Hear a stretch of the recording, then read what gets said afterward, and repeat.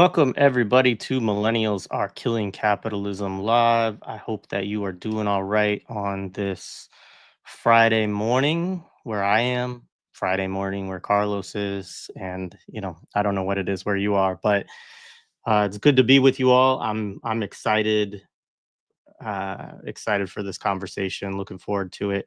I know that a lot of folks have been following the streams of Deculturation. I just started to pay attention to this a little bit ago. I know that he's worked with our friend Jared Ball over on I Mix What I Like, and some other folks, but I think performs a valuable public service, and we'll get into that and more, as well as like just a bunch of stuff. So yeah, this is going to be like, I think, a little bit more informal than some of the conversations that we have, just because I'm sure, you know,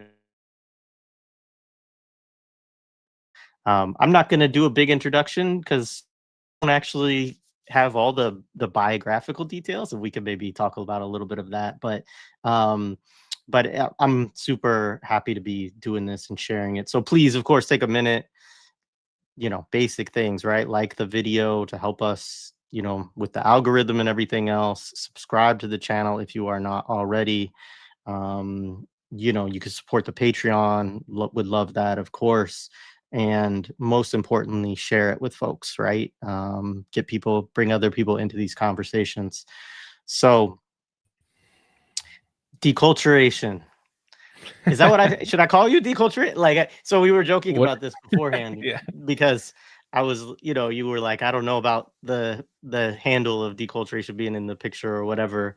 And I love the name. I said I joked to you probably because I grew up in the early 80s and just was raised in the 90s, which is probably one of the low points of humanity and culture. But nonetheless, like grew up listening to a lot of hip hop, and so it reminds me a lot of like an MC name, or even kind of a battle rapper name. And I think actually that fits quite well with how you engage this media space too, as somebody willing to debate, but also somebody willing to criticize people who many people think of as on the left, and some people think of as far left, actually, if you talk to, kind of mainstream folks, or certainly conservatives, right? Um, but yeah, so I maybe to start, actually, I know we're not going to do a deep bio, but maybe you want to say a little bit just about yourself, Yeah. and even the name. I think like it'd be the word, when I looked it up, I hadn't really been super familiar with it, but it has an interesting like context to it too, and so I'd be interested in that as well. Yeah, no, I appreciate you having me on, honestly. I mentioned to you privately that Millennials Are Killing Capitalism and Why is the Dome TV are like my go-to for great interviews. And I told you, I'm like, look, I can't bring the type of academic, background knowledge and accolades that your other guests have. And to your credit, you kind of made me feel more comfortable because what I do bring is kind of that shit talking approach. Because I think that a lot of this propaganda that we're being pushed to be called, left, is too blatant. And even if someone like me can call it out and recognize it for what it is, then I don't think you need credentials. I mean, we're at this point where a tongue cough, a death skull tattoo doesn't make you a Nazi anymore. So, and this is all from the political commentator class. So honestly, like if anyone wants to do this, let me be the example that anyone can do it. As for my like personal aspect, the background, I try to limit like the parasocial stuff, um, because I've seen a lot of like creepy behavior. I criticized Spat Empanada recently, and like people were like legit saying that they were gonna like look up my exes. They were saying that he sent him like, and it was just like, bro, like, are you not like an adult? Or I mean, a lot of these people aren't, unfortunately. So I try to limit that. But recently I revealed that yeah, I'm first generation. I'm a blue collar worker, union organizer.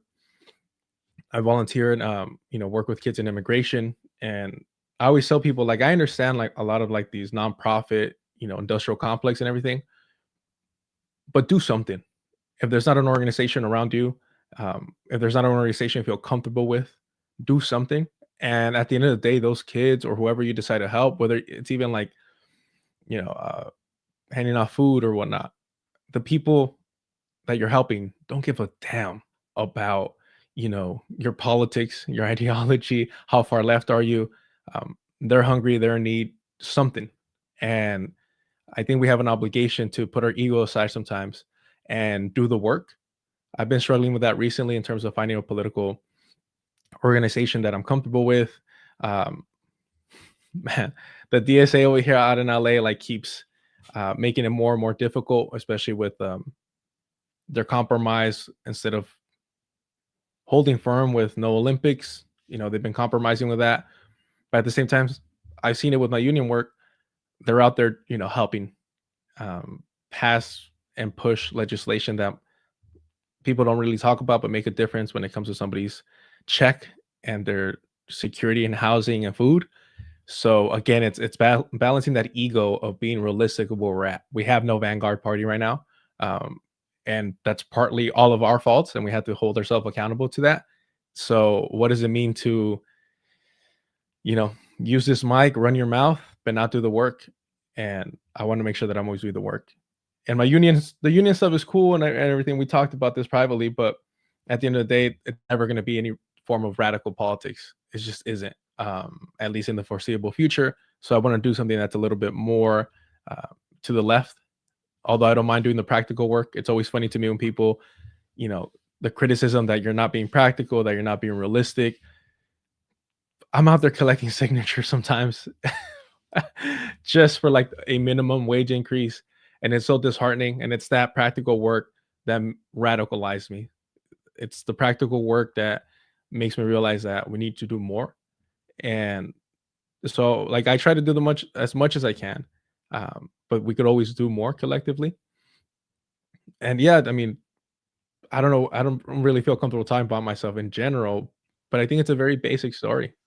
Very basic story for a generation, young parents, working class background. I spent 5 years in community college because I had no idea what I wanted to do while working. I have student debt, all this stuff. And I'm just really grateful and fortunate because while there might be some details of my childhood that would surprise some people or some people might have find difficult, I have family still, you know, across the border that, man, the way that they were forced to live and, spending time there, again, relatable. Shower bucket, taking showers with buckets, heating up the water, all that stuff. I have the privilege and benefit to see how they grew up, and that's again part of the thing that fuels me to push for more. Is that there's absolutely no reason why people should be struggling like that. And like, sure enough, drug addiction, alcoholism, it's an unfortunate go-to that I've seen, and that's a big part why I don't talk about my personal life because I'm like, let's just leave it there. Yeah, but I appreciate, the opportunity, and we're gonna talk some shit about liberals, so I'm excited. Always excited. Yeah. Thank you. I mean, thank you for sharing, what you did. And I also totally respect the desire not to sort of overshare or, get too into, because I mean, in my own way, I try to do the same thing in terms of like avoiding, you know, one, I never want people to think of me as like people call me an organizer sometimes, and I'm like, please, like, don't do that. Like, there are real people who actually do that work at, like, I'm a guy who mostly talks to people on YouTube, and before that, in on audio podcasts, read a lot of books. Probably the most politically meaningful thing that I do with a lot of people is bring people together to read stuff together, and they can make those connections with each other, right? And figure out, oh, this person's over there. I like what they're doing. What party are they involved in or organization they involved, so like I see myself as kind of you know, a connector Mm, and stuff like that at its best, right? Which is not to say that, like you, I think that we can all, everybody benefits from good analysis, from good criticism, and there's lots of different avenues we can take to bring that forward.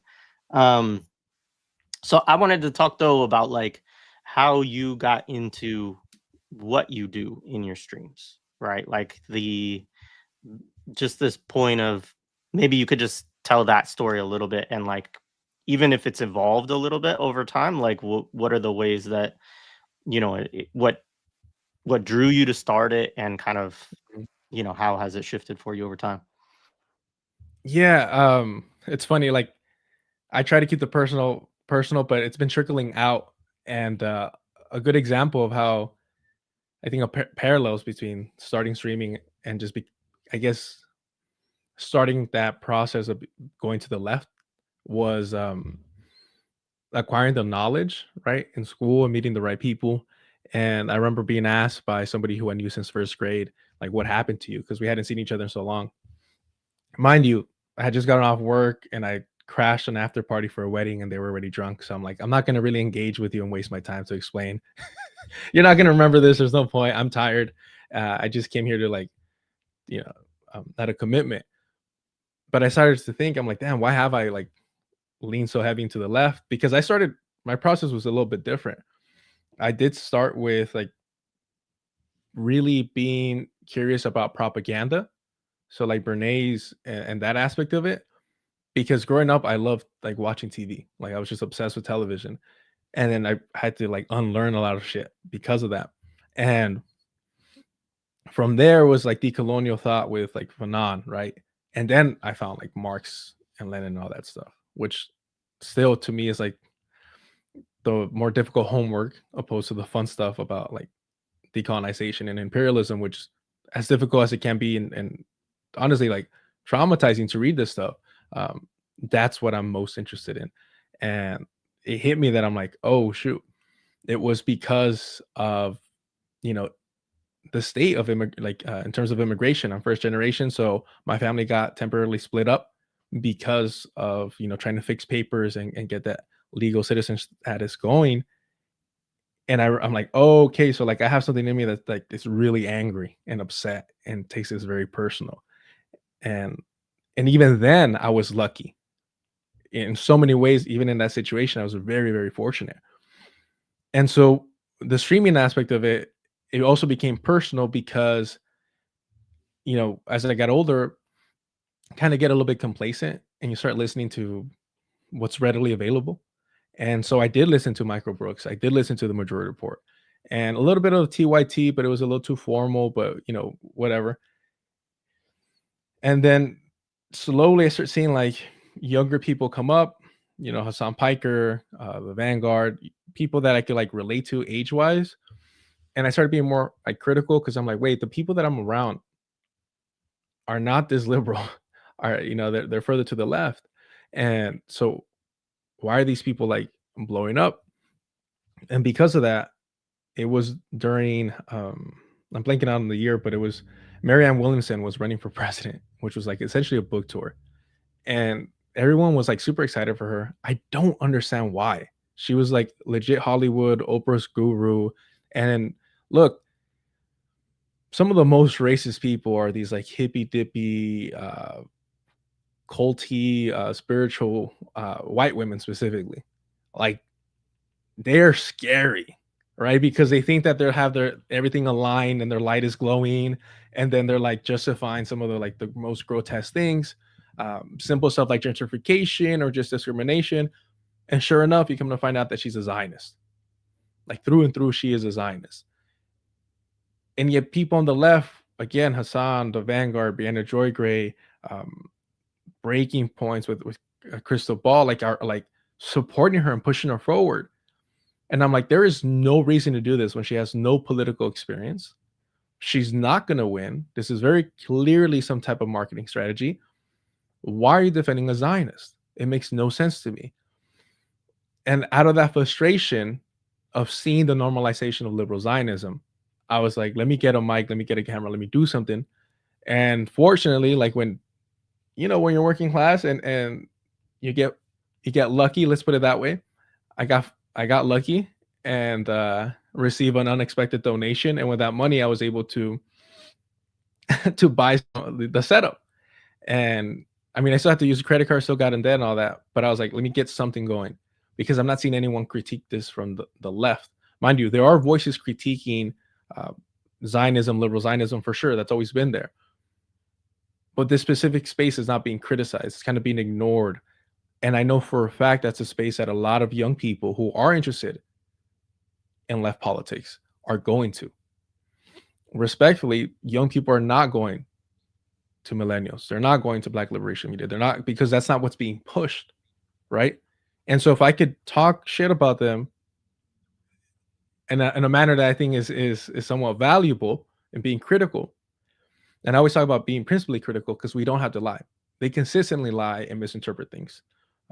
We don't have to do that, because when the truth and the facts are on your side, you don't have to add any extra sauce to it. You just talk about it. You expose it for what it is. And sure enough, I was like, yeah, if nobody else is putting them on their titles to criticize from the left, I'll do it. And I did something right, because I mean, I was even critical of FD Signifier, and he hit me up and he's like, let's talk about it, because he felt that my criticism was legitimate. And he saw me in these spaces that normally a lot of these like white YouTubers, I call them like Wonder Bread Tube, aren't in.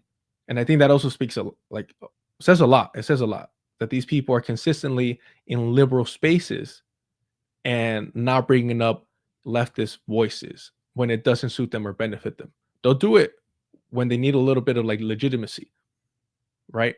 They'll do it to get and gain like some type of like street credit or organizing credit, but they're not consistently engaging in it because it doesn't benefit them financially. It doesn't benefit them, for the views and clicks. So I'm trying to like figure out still how to do that balancing act of, hey, let's criticize them, while at the same time try and do, something that you and Black Liberation Media do, where you're actually engaging with the readings and stuff like that. Right now I'm working on a video on Graham Plattner. So we've been watching a lot of like videos and liberals, like just making fun of liberals. And I miss doing like the reading of the articles. Last week we were reading on Mamdani and Jessica Tish. I didn't know Jessica Tish's family owns a biblical zoo in the Zionist entity. Like nobody's talking about that. And I'm like, well, why not? Like, yeah, she's awful as an NYPD commissioner, but like this goes further than that. And the fact that he's keeping her on says so much about his willingness to work with Zionists. I mean, he said himself. But yeah, we can get to that in a bit. But it started just because out of frustration of like, man, nobody's talking. These people think they're the furthest left. Like these people are wagging their fingers to the people to the right. If you look at something like Majority Report, their biggest videos are talking shit about Ben Shapiro, Steven Crowder, Dave Rubin, all the typical characters, even, Bill Maher. Why is nobody talking about them and the normalization that they're doing, that they're engaging in? I don't understand it. So I'm like, all right, let me do it. Well, first of all, I really appreciate it. And yeah, I mean, I said I would say a little bit about my own orientation towards these people, right? Because I mean, for many of these folks, honestly, I've never engaged with this media sphere. Like, and it's interesting, like watching your show is funny to me. The one caveat is I have watched Hasan, because his streams can be funny and like, sometimes he really goes in on certain things. I appreciate all of your criticisms of him and I don't disagree, right? I'm not saying that. And also when he fucking shocked his dog on the air, I was like, what the fuck is wrong with this dude? But the but like leaving him aside a second, because I only mentioned him because he is the one that I have watched his stuff. I've never watched Majority Report or Seder or any of these folks, and I was always aware of their existence, but I saw them primarily, and I still do, as folks that to some extent rode Bernie's coattails into their positions, and on another extent, obviously they already had platforms or some kind of, whatever. They had something when that came along, right? Because they were positioned in a place where they could do that also. Um and I have a lot of people that I respect that that do watch it, and I think kind of for the same reason that you mentioned, I think you said Jared Ball says this as well, is like that's as far right as I can go to get my news or something like that, you know? And I understand that sentiment, right? Because they do have, they're going to be critical of a lot of stuff. They're going to point out certain contradictions, within the normie media sphere, the kind of, mainstream corporate. But having said that, like I I have a strong issue with social democratic politics. Like I think that actually it is fundamentally a strategy for preserving capitalism and getting a greater share for the so-called working class, but of the North, essentially, right? So to me it is an imperialist form, or and certainly a capitalist form of politics. It's just one that says things should be more equitably distributed between the workers within empire and the ruling class within empire. And on some level, like there are aspects of those politics that I'm not against, right? Like I think that, you know, when you talk about like internal colonies within the core, or you talk about people who are just really low wage, people who are just like don't have health care, like things like that, like it's just really absurd. And I do think that, I agree with efforts to try to fight for those things for people, because also, most of the people that are impacted by those fights are more marginalized within our society than I am too, right? So it would be, I think, disingenuous for me, to say, oh, well, you shouldn't have something that I have access to, Um, but ultimately, and like a good example of this, we had a conversation with Torkel Lawson from like, I don't even know, 2018, 2019, 2020, somewhere in there. And he wrote a book about like the Nordic model and Sweden, basically, that, again, is that's the model for these folks, right? The model is like, we want to create Denmark in the United States, or we want, like, why can't we have Norway or Sweden, right? Like that. And like on one end, I mean, those states, they're internally repressive, like they have strong anti-immigrant sentiments. They have the whole like, they're based very often on a kind of like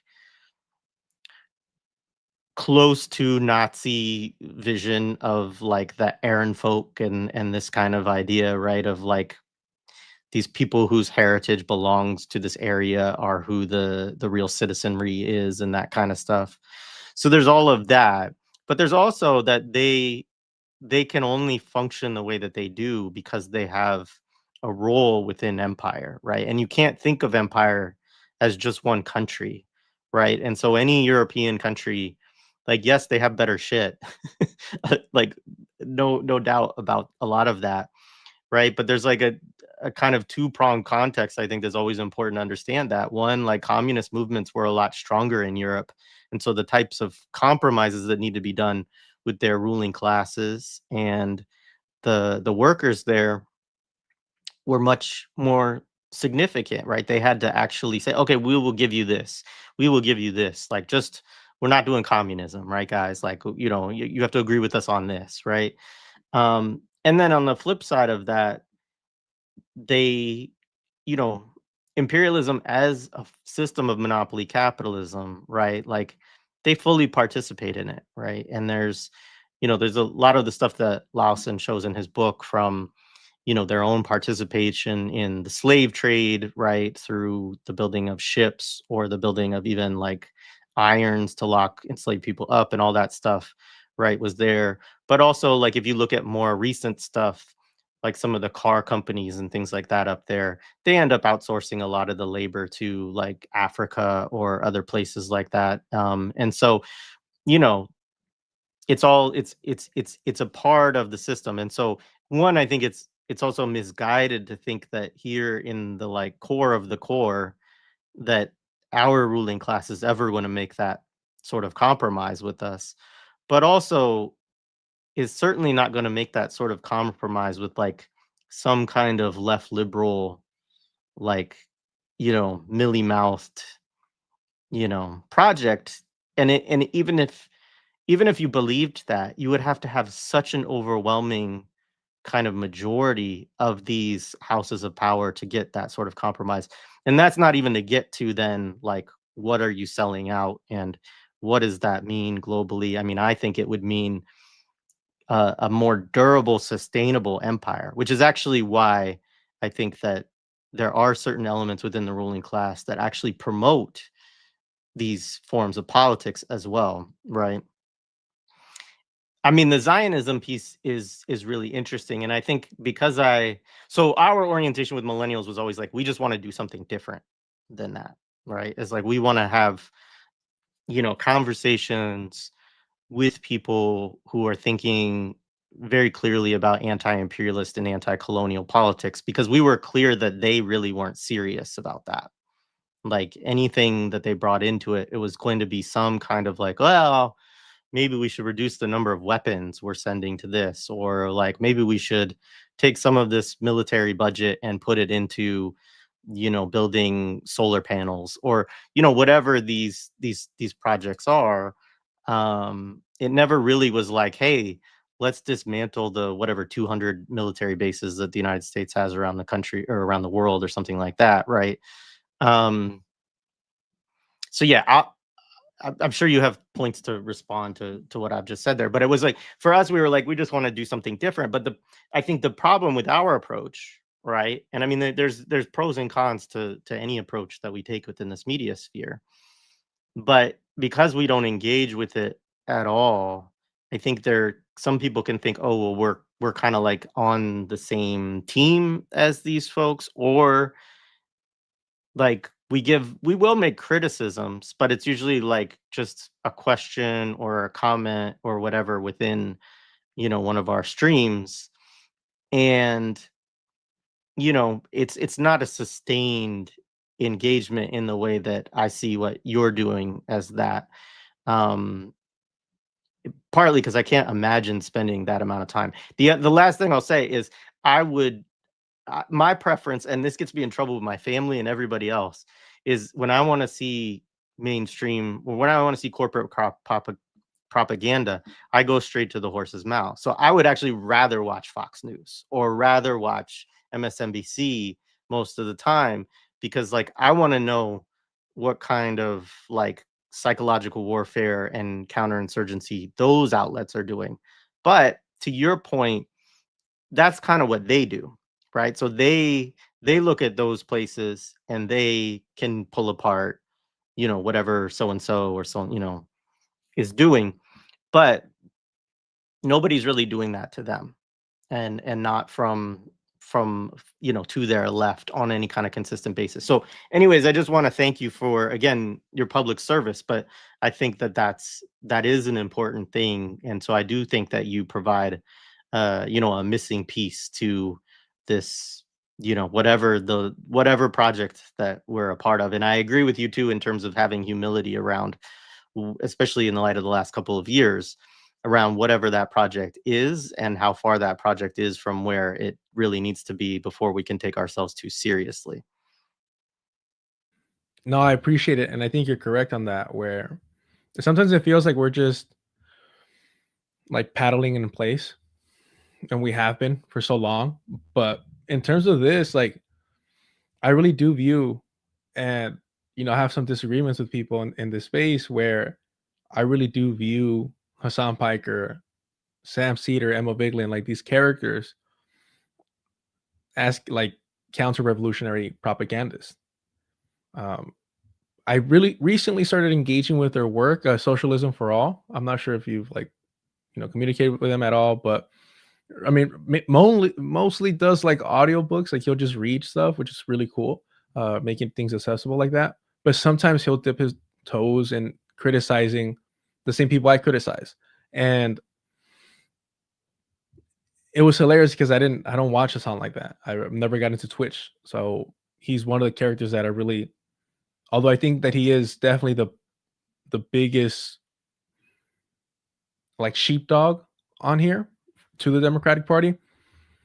I can't. I disagree with you. I don't think he's funny. If you're funny, like I'll give you so much grace because like I grew up roasting people. Like I love talking shit. Like if you're able to get me, then like my love for you grows exponentially because I'm like, oh, okay, like you're putting thought and care into your shit talking about me.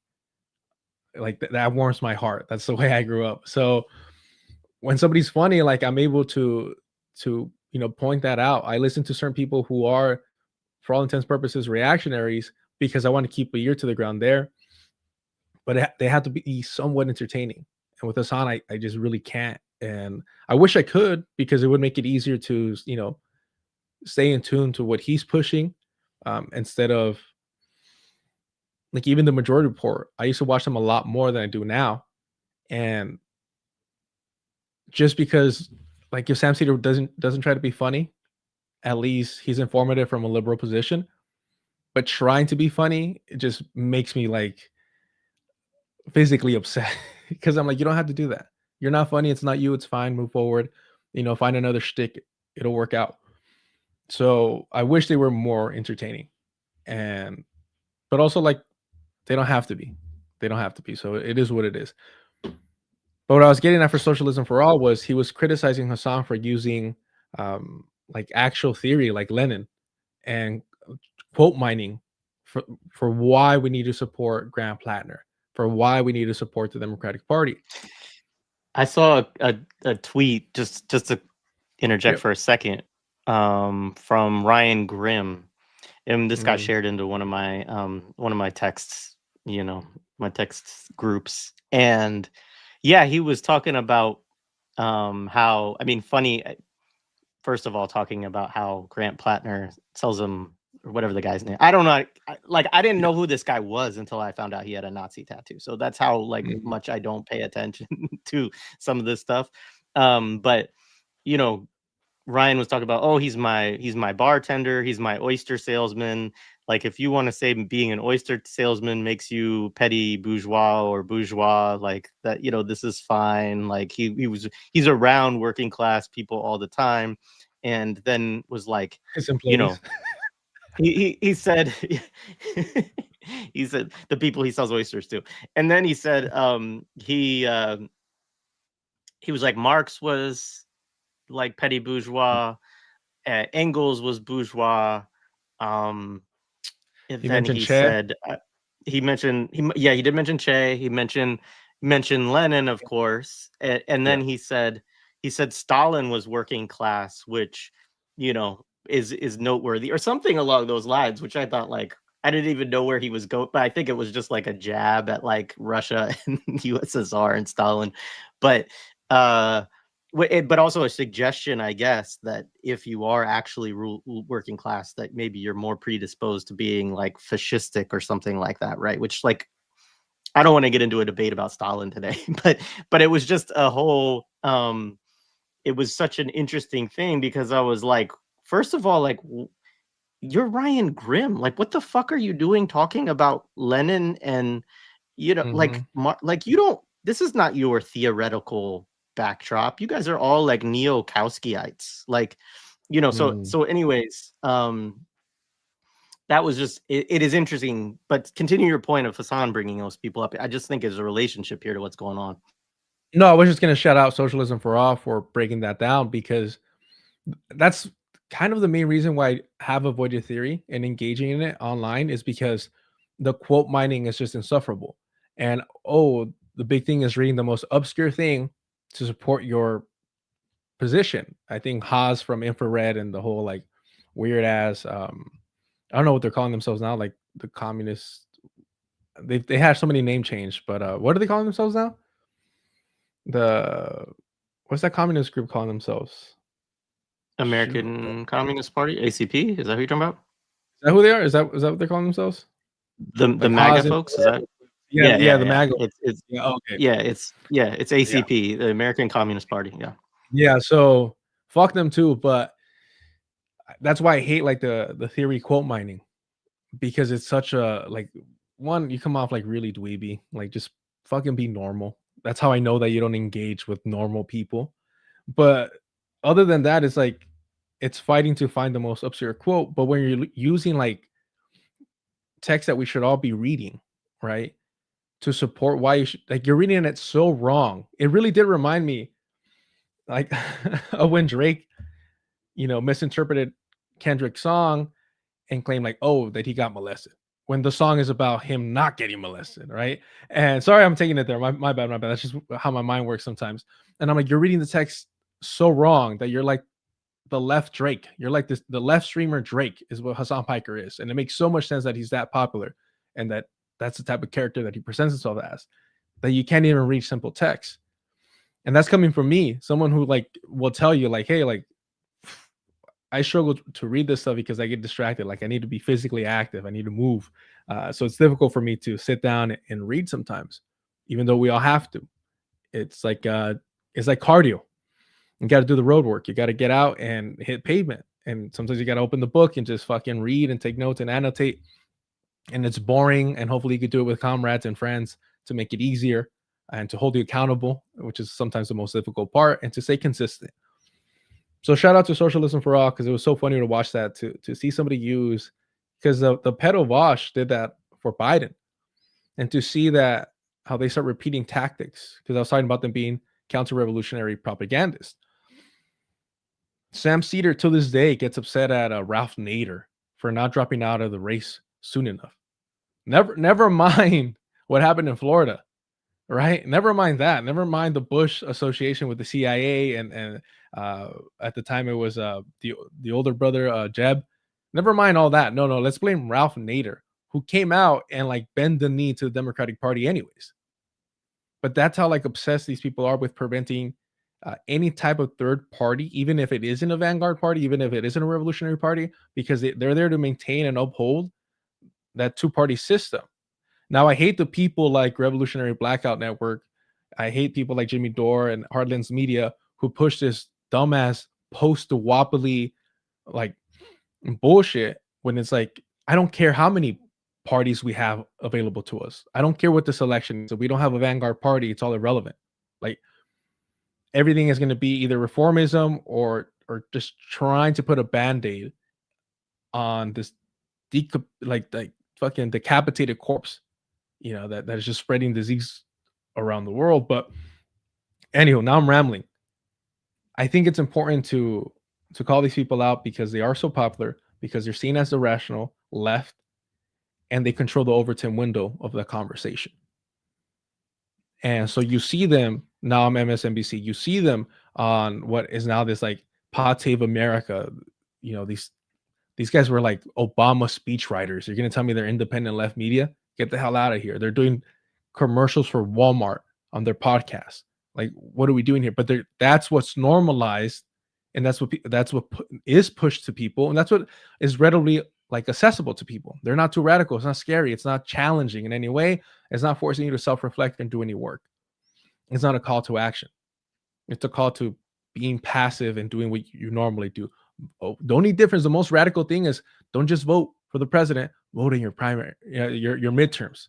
That is as involved as they want you to get. Maybe do some phone banking for who? For another Democrat. So it's really frustrating seeing this, but I do think that they are counter-revolutionary propagandists meant to control the Overton window, meant to keep the conversation within what is comfortable and unchallenging to the system. And they're the largest voices. It's Sam Seder and Hasan Piker, and they both occupy different spaces of the same operation, which is to prevent anyone moving further to the left. And anyone that does is either going to get used by them or is going to get vilified by them. It's one or the other. Appreciated. Some good comments in the chat. I'll pull them up in a bit.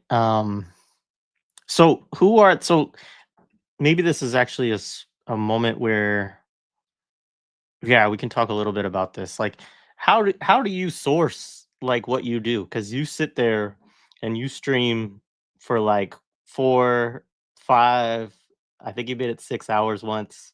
And also I don't really understand what you do with your videos, right? Because they're up for a little while and then you move them somewhere else, or you take them down, or like bring like Yeah, I just unlist them, and they're on Deculturation Live is where everything stays up. okay. I haven't like look, I do need to take this more serious, but I got a full-time job. It's difficult for me to navigate. I recently like growing up first generation in a Mexican household, you're told you don't get handouts, you work hard, and you work harder to get through whatever trauma or issues you're going through. And if you ask for help, that's shameful. That means that you failed, especially as a man. All right. And so recently I had to like really do the work of like getting past um this limitation of saying if I set up a Patreon, that's not asking for a handout if I'm putting in work. But it's difficult for me to take this as work, even though, yeah, like I'm doing 4 6 hours plus like, setting everything up and making sure that there's some type of like connectivity with everything that I'm covering. Now working on edited videos, I'm finally getting comfortable to say, all right, if people want to like help out, please do so. But I'm still going to do the work regardless. It's just going to be difficult to get things out or to do the quality of work that I want to do because of my lack of time. Um, how do like I don't know. Like thankfully, my algorithm hasn't really changed too much from when I first started like watching these people, and it's actually a pretty small circle. You mentioned Ryan Grimm, Crystal Ball, Emma Vigeland, Sam Cedar, and they're all interconnected, or they were at some point with Anna Kasparian, Cenk Uygur, and Cenk Uygur with TYT had all these like umbrella channels or little satellites with the Humanist Report. I think his name's like Mike Figueroa or something like that. And then now they started the leftist mafia, which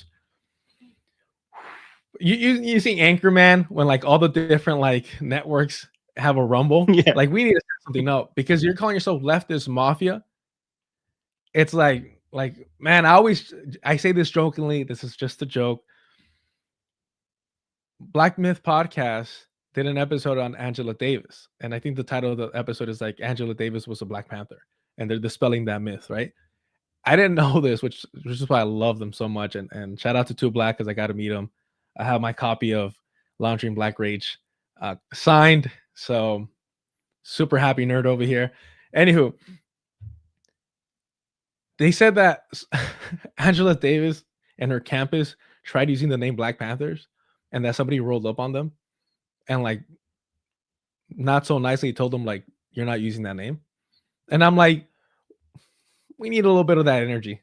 We need to like At the same time, I don't like who wants to claim leftist. I don't know. I mean, that's right, exactly.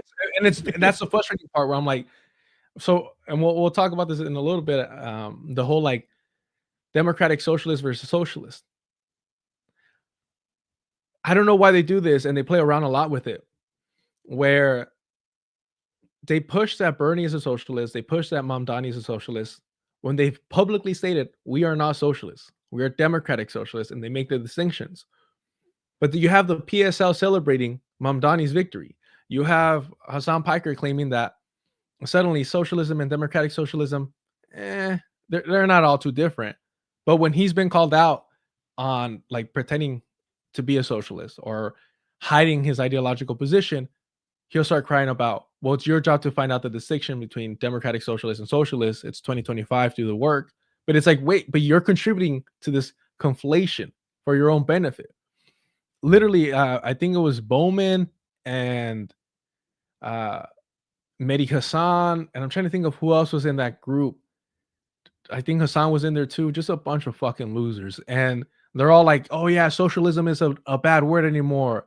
Mamdani was able to win with the socialist label. And I'm like, that's okay. You're not helping. You're not helping because you're contributing to the narrative that the right pushes that you're all a bunch of socialist commies when you're not. You're absolutely not, but you're trying to use that for street cred because you know that the youth are so dissatisfied of capitalism, and you're trying to rebrand yourself. They used to call themselves liberals, then progressives, then like now democratic socialists. Now they're trying to claim socialists as well. It's all rebranding. It's all aesthetics for them. So that's part of the frustration there. That the way that they're able to capture language, and you're right. it's silly, and I was, I was being, I was joking around, but why fight or complain over somebody calling themselves leftist mafia is because unless you know that the term leftist is used to for liberals and everyone to hide behind and to not be specific on where they actually stand, then it is kind of pointless. But at the same time, like, they do this as a branding exercise, and you have people like the Rational National, right? Who's out from Canada.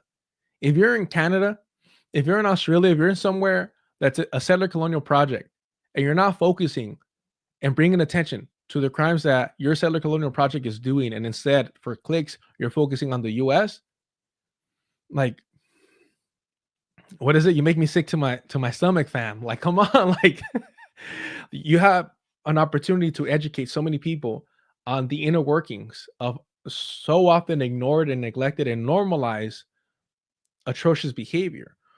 I remember I met the guys from a they used to go by a tribe called Red, and now they go by Hallucination, and they're First Nations.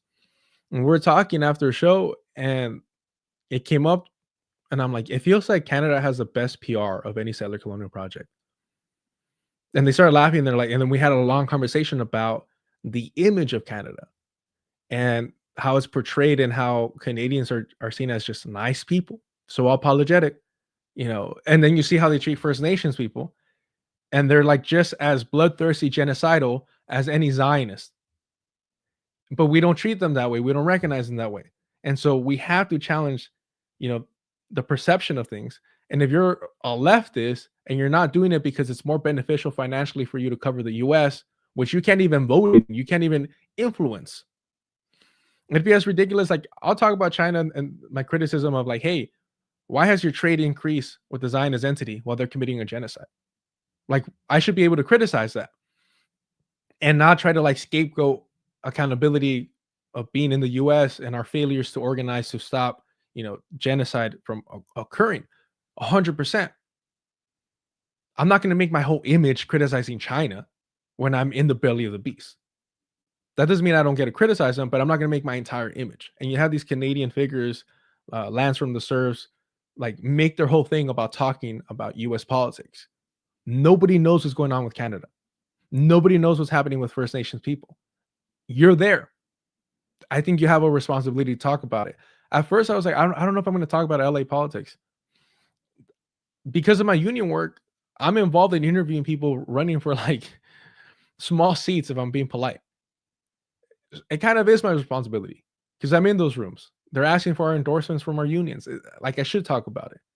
Newsom just refused what, like 14,000 licenses? Issuing driver licenses for undocumented workers. That's kind of fucking important because he's going to run for president. Without question, he's running for president. He has the fucking look for it, which is like half the battle there. Kennedy proved that. But I'm out here, and it affects me and it affects my family members. I should be talking about it. You have Canadians focusing on the US politics. It's just stupid shit like that that pisses me off, where I'm like, where's your sense of accountability and responsibility to where you're positioned? But yeah, leftist mafia, and they all live like in this ecosystem. So it's not as big as it seems at first. So if you're tapped into one, you're gonna eventually, like, tap into the other, and eventually they all have slight disagreements or full on fights and beefs, which is always comical, because they're fighting over nonsense. I don't know if you saw the whole Hasan Piker versus Ethan Klein beef, and H3H3, one of the biggest channels. They had a falling out because of October 7th. The thing is, it was known that Ethan Klein, US born, had an Israeli citizenship. He lived there, he married an IOF veteran, and Hila Klein. You hear her speak, and it's like hearing somebody speak fucking Afrikaner or whatever they call it.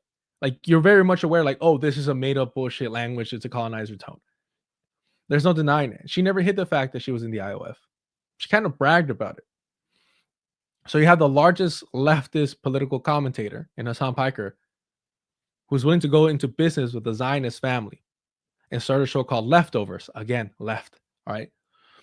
And they talk about politics, literally have the White House as their background.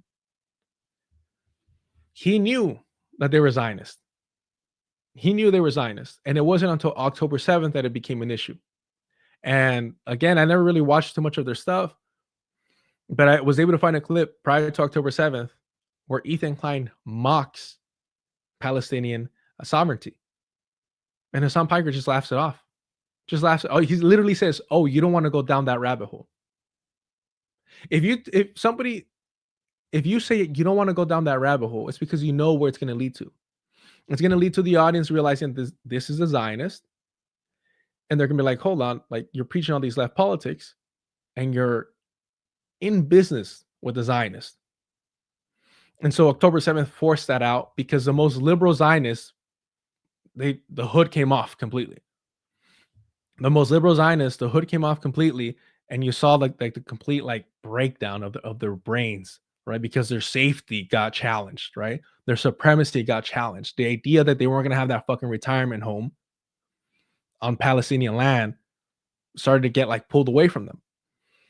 And so then they had a falling out over that. And even then, it was Ethan Klein that ended the show, not Hasan Piker. And it's just frustrating because the only reason I had heard of H3 was because they were on Tiger Belly, the comedy podcast with Bobby Lee.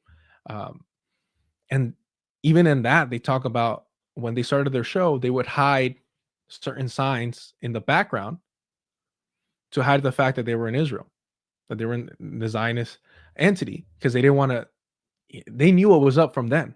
They knew what was, I mean, these are not stupid people. And sure enough, then they started normalizing it because nobody cared when we're talking about mainstream media. But they shared a story in that podcast that blew me away because Ethan said that he had a friend, and I believe he was Lebanese. It was his best friend, like childhood best friend, who found out because Ethan invited him that he was going to go live in the Zionist entity, that he was going to marry an IOF soldier. And so Ethan invites his friend and he says, "No, like I'm not going there." And he cut him off.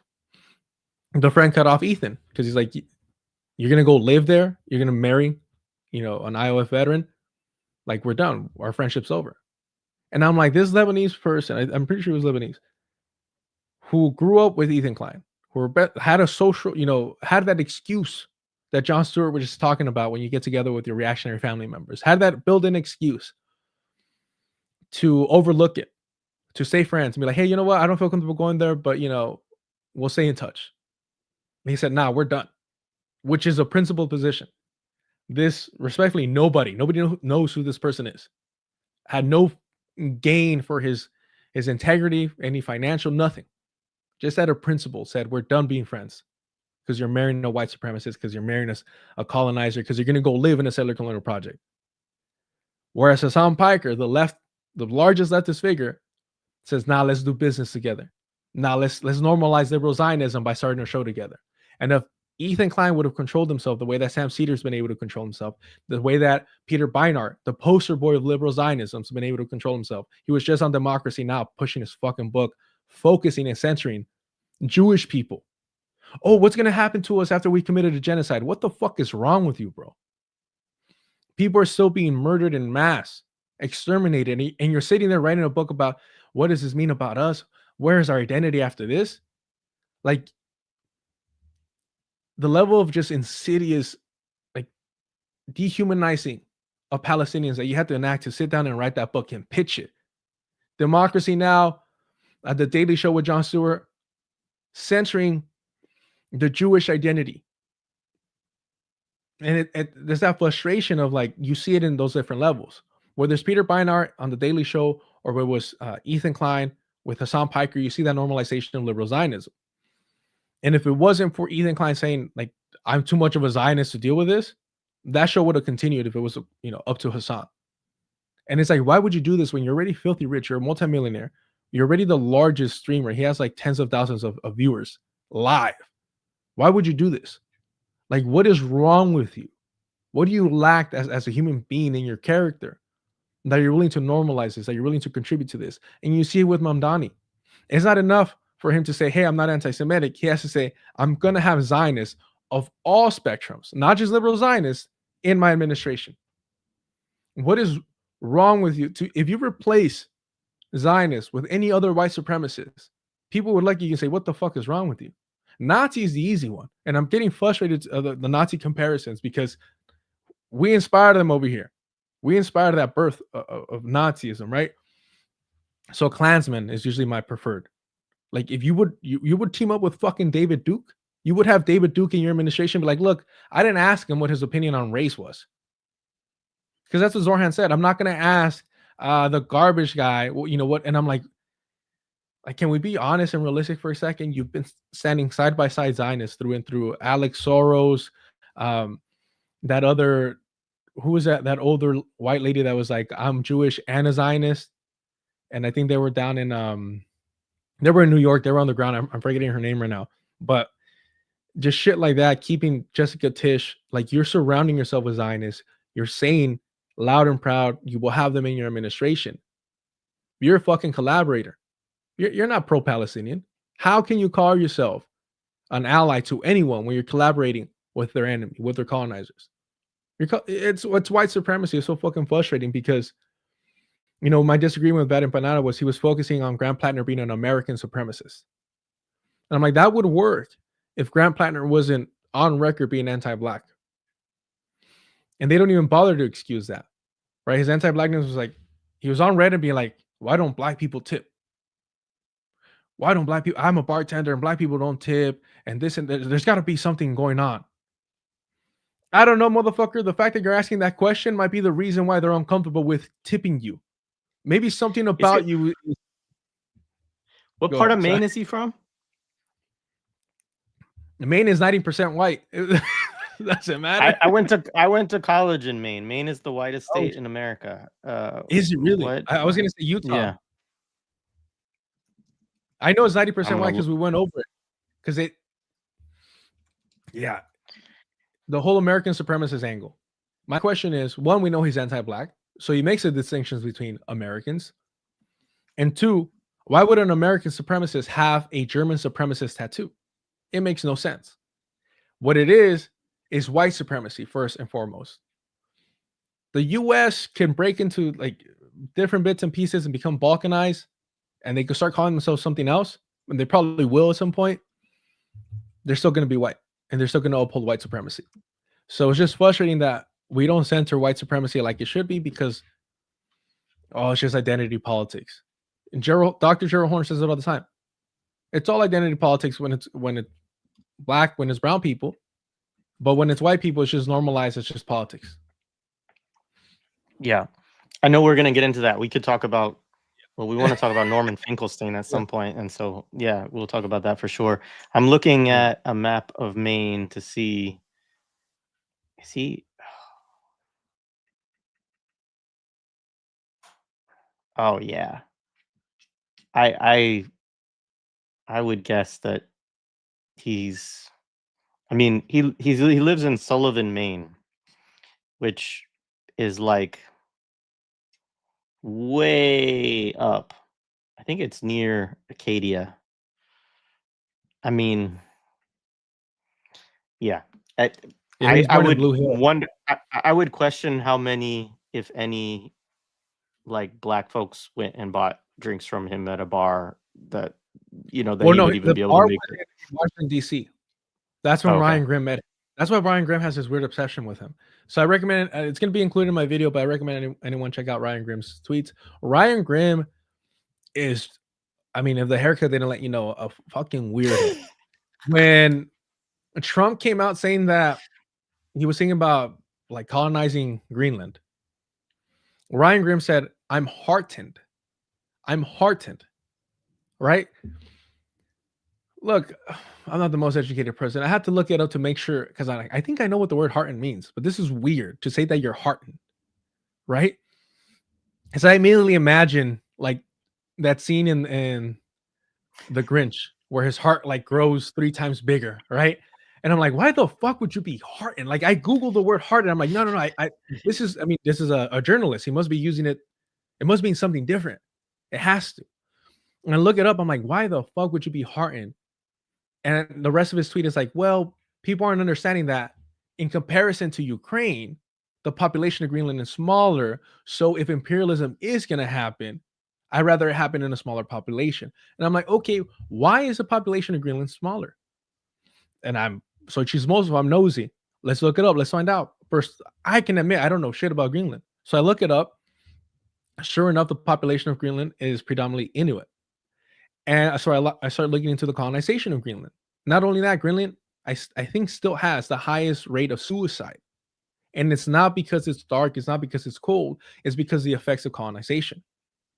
And so here you have this prominent, arguably the largest like journalist on the left, right? Legitimate journalist actually doing work. Maybe, I mean, now he's with Jeremy Scahill. So him and Jeremy Scahill, probably Glenn Klippenstein, those three, I think those three are the biggest journalists of the left, right? Of mainstream. And well, not mainstream, but you know what I mean. I know. So Yeah, they're way up there right now. Yeah. they're way up there. Yeah. So with that in mind, I'm like, why are you celebrating this? Oh, well, because it'll mean less death than the deaths in Ukraine. And I'm like, what is wrong with you? Sorry. Shout out to Tondi. I just had to do that real quick. Yeah, no, it's so great. So I'm like, what is wrong with you that you're not willing to to do the work and to find out why that is? Instead, you're promoting, either knowingly or unknowingly. I think these people are intelligent. These people are more educated than most of us, went to better institutions, and you're promoting the recolonization of Greenland because it's better than Europeans in Ukraine getting massacred. And so you're going by a numbers game, which is a weird ass fucking already fascistic way of viewing life to begin with, but you're not even bothering to ask why that population is the way that it is. You don't bother to do the research because they're not white, so who gives a fuck about them? They're not European, so who cares about them? You're willing to dismiss it and push it aside. So he said that about Greenland, which is already weird. But in terms of Grant Plattner, yeah, no, these people love the image of a white working class, the idea of the white working class. They actually hate the white working class. They do. They despise them. And so does Grant Plattner. Grant Plattner said, yeah, all these Trump voters are stupid, racist, backwards people. I'm not saying he's wrong. I'm saying he does not view himself as working class. He does not view themselves as them because he wasn't. He grew up in going to a private school. Ryan Grimm tried to excuse that. His, grandfather was his famous rich architect. Ryan Grimm tried to excuse that. Grant Plattner's mother owned her own business and she was 18. His father was a lawyer, but he's a small town lawyer, so that's still kind of working class. All these bullshit excuses to protect this image that isn't even real. It's very reminiscent of AOC. Alejandra Ocasio-Cortez, the image was pushed that she's just a bartender. She was an intern from Kennedy. She was an intern for one of the dynasties in politics. Let's stop pretending that these people are just like you and me coming out of the mud or just obscure figures going into politics. They're not. These people are groomed. Nomiki Konst from the Majority Report, who threw her hat into a district race in New York to try and oppose a DSA endorsed Christine Gonzalez, who the Majority Report helped to smear, by the way. She helped Nomiki Konst before that. She helped coach AOC. She helped prepare her for her media obligations. So again, yeah, it feels like you're wearing a tinfoil hat, but why are all these predominantly white political commentators circling the wagons around Ryan Grimm? Why are they normalizing and downplaying a fucking death skull tattoo? Forget about the Tonkopf. Let's forget the fact that it's a Nazi symbol. Why? Because we have to be generous, right? It's so frustrating. But even when we give them the benefit of the doubt, he got the tattoo to honor his time in Iraq as a gunman, as a machine gunman. What the fuck are you honoring?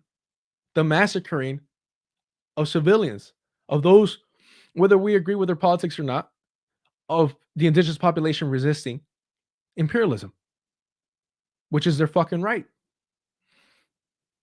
And that's what he got the tattoo for. That's why he never got it covered up. I don't give a fuck if he's a Nazi. I don't care if he's practicing the tenets of the German National Socialist Project. I don't care.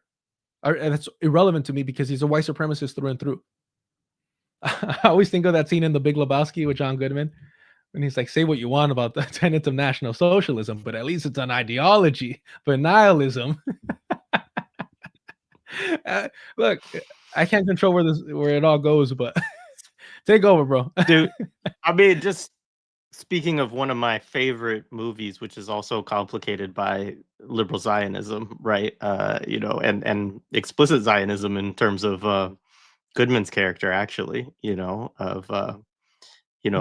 his Bashabe. shout out to Theodore Herzl and all of it, yeah, I mean, yeah.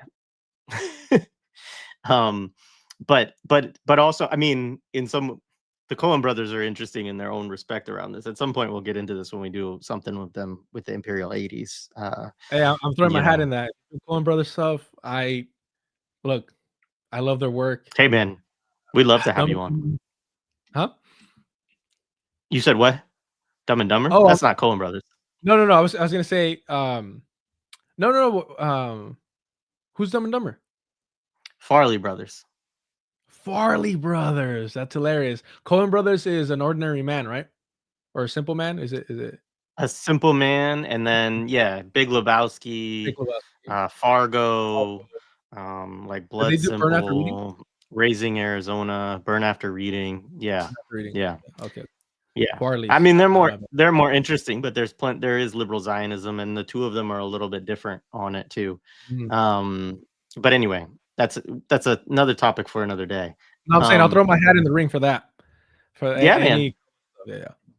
We'll get in contact. We would love to have you on Imperial 80s. That'd be fun. So let's talk about the DSA and electoralism, and I'm curious your thoughts. Like, so one thing I should say, right, about these folks is you said that they don't really acknowledge the existence of another left, and I think that that's largely true, although I also think that one of the things that would be said, right, is that you or I or Black Liberation Media, I mix what I like anybody in our media sphere, the Tanky Group Therapy folks I talk to, like, that we are all ultra leftists ultimately, right? So that we are all basically beyond the pale of something to be taken seriously, because of our, and I'm giving their argument, our disconnection to where real people are at, and to, and a lot of this comes from like a very, again, actually, it comes from these cherry picking. It's a term that Jay Mufawad Paul uses that I kept trying to think of, right? It's, I mean, dogmatism on one level, but it's also, when you selectively, you talked about the quotes game, right? Like, so some people call it a search for holy writ, and yeah, I mean, ACP traffics in this heavily.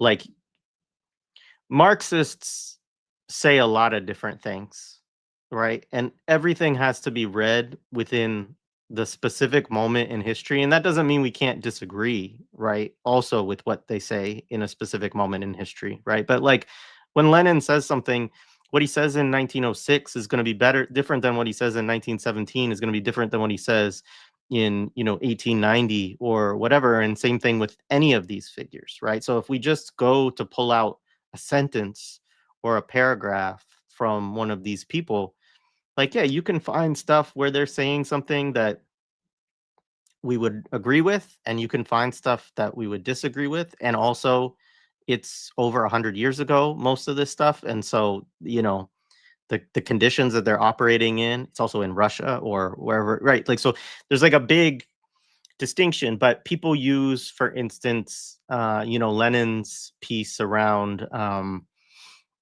what is that? So, left-wing communism and infantile disorder, right? So this is a specific intervention he's making, right? And agree or disagree, I think it's a book that has some insights in it for sure that we should think about seriously. And I think there are ways that it can be really, manipulated and distorted for people's political purposes. And like, one of the things that they'll do is they'll cite something about Lenin, saying, in the context of criticisms from folks in Great Britain, right, who were saying, no, we're not going to participate in the Labor Party because the Labor Party is ultimately, a bourgeois party, essentially. And, Lenin's argument, again, like I'm paraphrasing, people should read it for themselves. But, he's like, look, like that's where a lot of people are. That's where most of the people who are working class and who call themselves socialists or are close to socialism are. So you should engage that party to, try to, whatever. Like he has a whole region. Again, people are going to get into it, right? And so like that's kind of the way DSA, like to Marxists, like to the people that they would talk to who are Marxists within the DSA or who are, because there are, I mean, we should also say that like there are different factions within the DSA. There are people who are trying to turn it into a communist organization. There's all kinds of stuff going on in there. So it is a complicated organization to discuss, right? But the folks that we've all been talking about, like their relationship is really to the right wing of the DSA, right? It is to the people who have embraced this electoral strategy within the Democratic Party, specifically, and who want boots on the ground for that effort and et cetera, et cetera. And so, like, their role is to defend these politicians, the squad, and everybody else that's associated with this. It is to try to get their base mobilized to support those folks. And because of this alliance within the Democratic Party, it is also often to do that to people who are to their right, right? Because they want ultimately Democrats to be more prominent than Republicans, and then they want their group of people to be more prominent within that, right? So, they would say to us, like, you all don't have anything. And of course, then they also, as you said, like they will do work to talk about why we shouldn't engage in Green Party politics, right? Debates about that, fine. But like, that's one of the things they would do, right? Is to say you shouldn't do that. They would be against or opposed to like PSL efforts to run elections and that sort of stuff, right? Um, And I mean, all of that is within the realm of elections, which I understand. I mean, you already talked about a vanguard party. Like my, it wasn't even until this last election that I engaged in talking about elections at all. And I only felt prompted to do so because I was on YouTube and a number of people in the chats and the comments were just like, hey man, like we want to know where you stand on this. Like talk to us about this. This shit is going on. We need you to say something. Because I hate it. Like honestly, I would rather just not talk about it. I think electoral politics in Empire is largely just a circus and a distraction. Um, I don't know where I'm going with that. Like, I guess the question is related to the DSA and their approach on it. um you know how do you think about this? How do you engage with this at all? Obviously you engage with it on some level, on a practical level, like you said, within offline, and in those things, right? And I think to some extent, and that's kind of always been Jared Ball's discussion about this, is he's like, look, we all are engaging this in some level, like whether we like to admit it or not. And so we might as well try to think about collectively what could we do together to engage in it as a process of politicizing people, as a process of, um, you know, even protesting what is going on, or putting forward a different set of ideas for people to engage in, and all of that. Take it where you want to from there, man. No, like I said, like I've worked alongside DSA because of my union organizing. It always makes it uncomfortable to be as critical as I want to be, and I am. I don't hold back, but it does force me to put a face to it, and that's the difficult part. If you start organizing, this is why I don't understand why it's so pointless right now, but it's even more annoying if you're actually like in these spaces when communists beef with anarchists, when anarchists beef with communists, and it's like there's like 10 of us here. Can we stop? Like, what are we doing? It just, to me, it's like more embarrassing when that shit happens, because I'm like, and shout out to all the anarchists because yeah, I want you to continue on, but I just want to say this has always been why I have, been like, okay, we can have anarchists and communists come on, even though there's sometimes stuff that I'm like, I don't agree with anything about what you are saying right now in certain ways, but like, I do think that there just is a need, again, like people who actually want something totally different than what this system is. There's a need for more of us to be able to come together and to have discussion with each other and to share ideas and to like, and I I've always been opposed to like the sectarianism shit that happens, because it's like you're actually having debates about what's going to happen after the revolution. And I hate to tell you, my friend, but we have a long way to go before any of that means anything. But go ahead, man. No, it's selfish pandering, and it's so annoying because it's like, I'm not an anarchist, but some of like the coolest people I've met are anarchists. Some of the people that are, regularly out there feeding fucking people. I know people like to like make fun of, was it not communal aid? What's the word I'm looking for? Not aid. It's Mutual aid. Is that what you're talking about? Yeah. Yeah, people like, I don't know where people started making fun of it, and I'm like, damn, homie, have you never been hungry?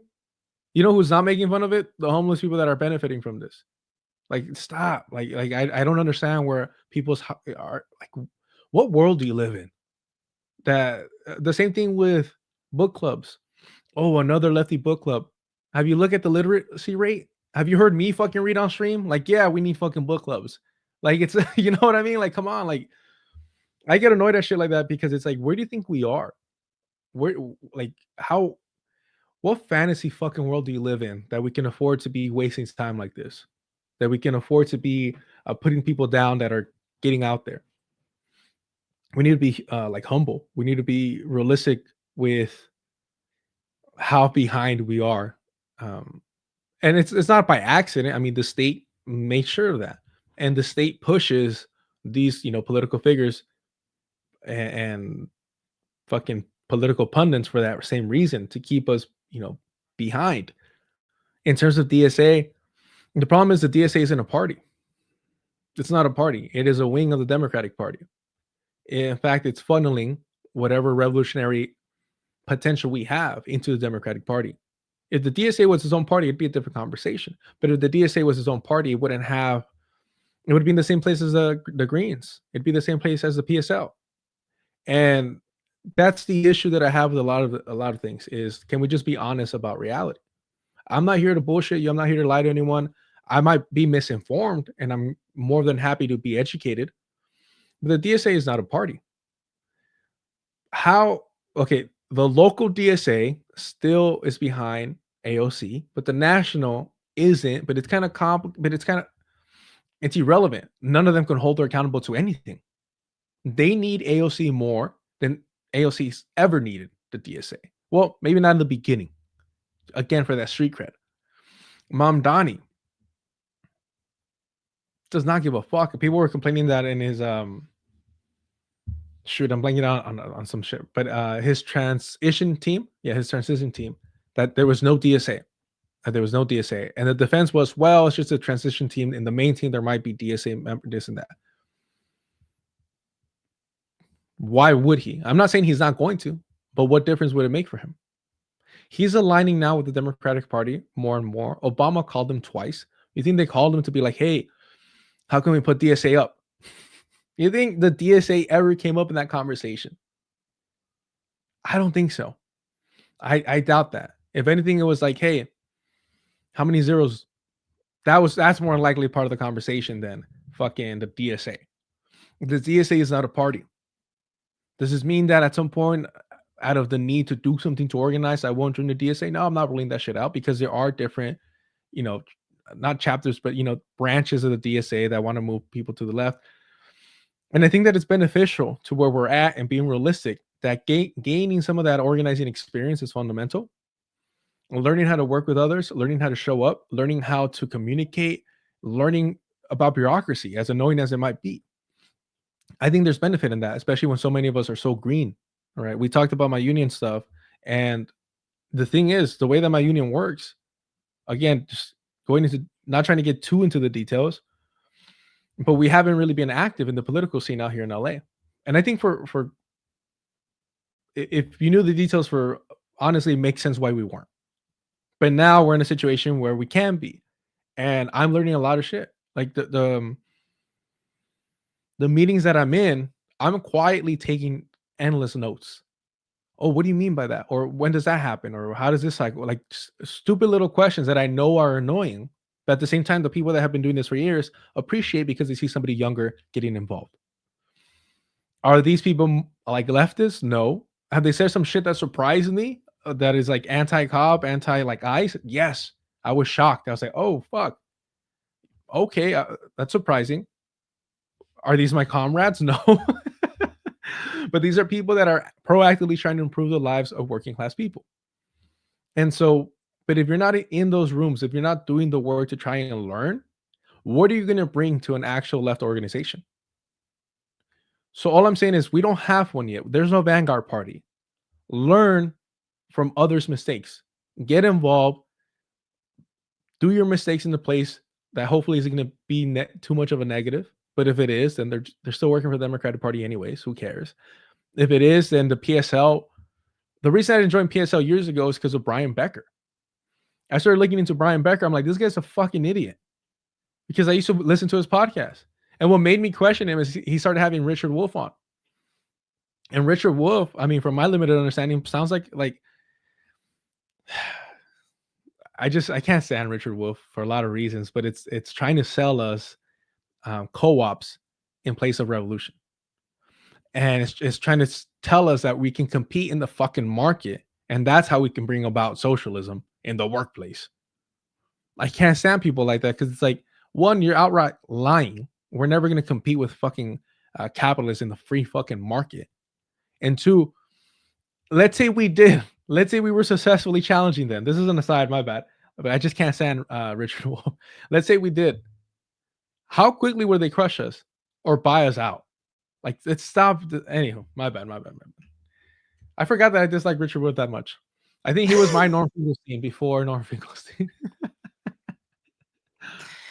I gotta be honest, like I don't pay that much attention to the stuff that he does. The thing that I always am a little bit, the thing that I've seen him do that bothers me more. I've more seen this from other Marxists, but he does have a version of this, is like this belief that the kind of objective contradictions of capitalism, by that I mean like the tendency towards crisis, that this is going to somehow like create this big opening, right, for revolution and change, right? And I don't know if he still kind of does that, but I have seen him do that in the past. And yeah, I mean, I think I've told you that we've been reading Ali Kadri a lot, but one of the things that he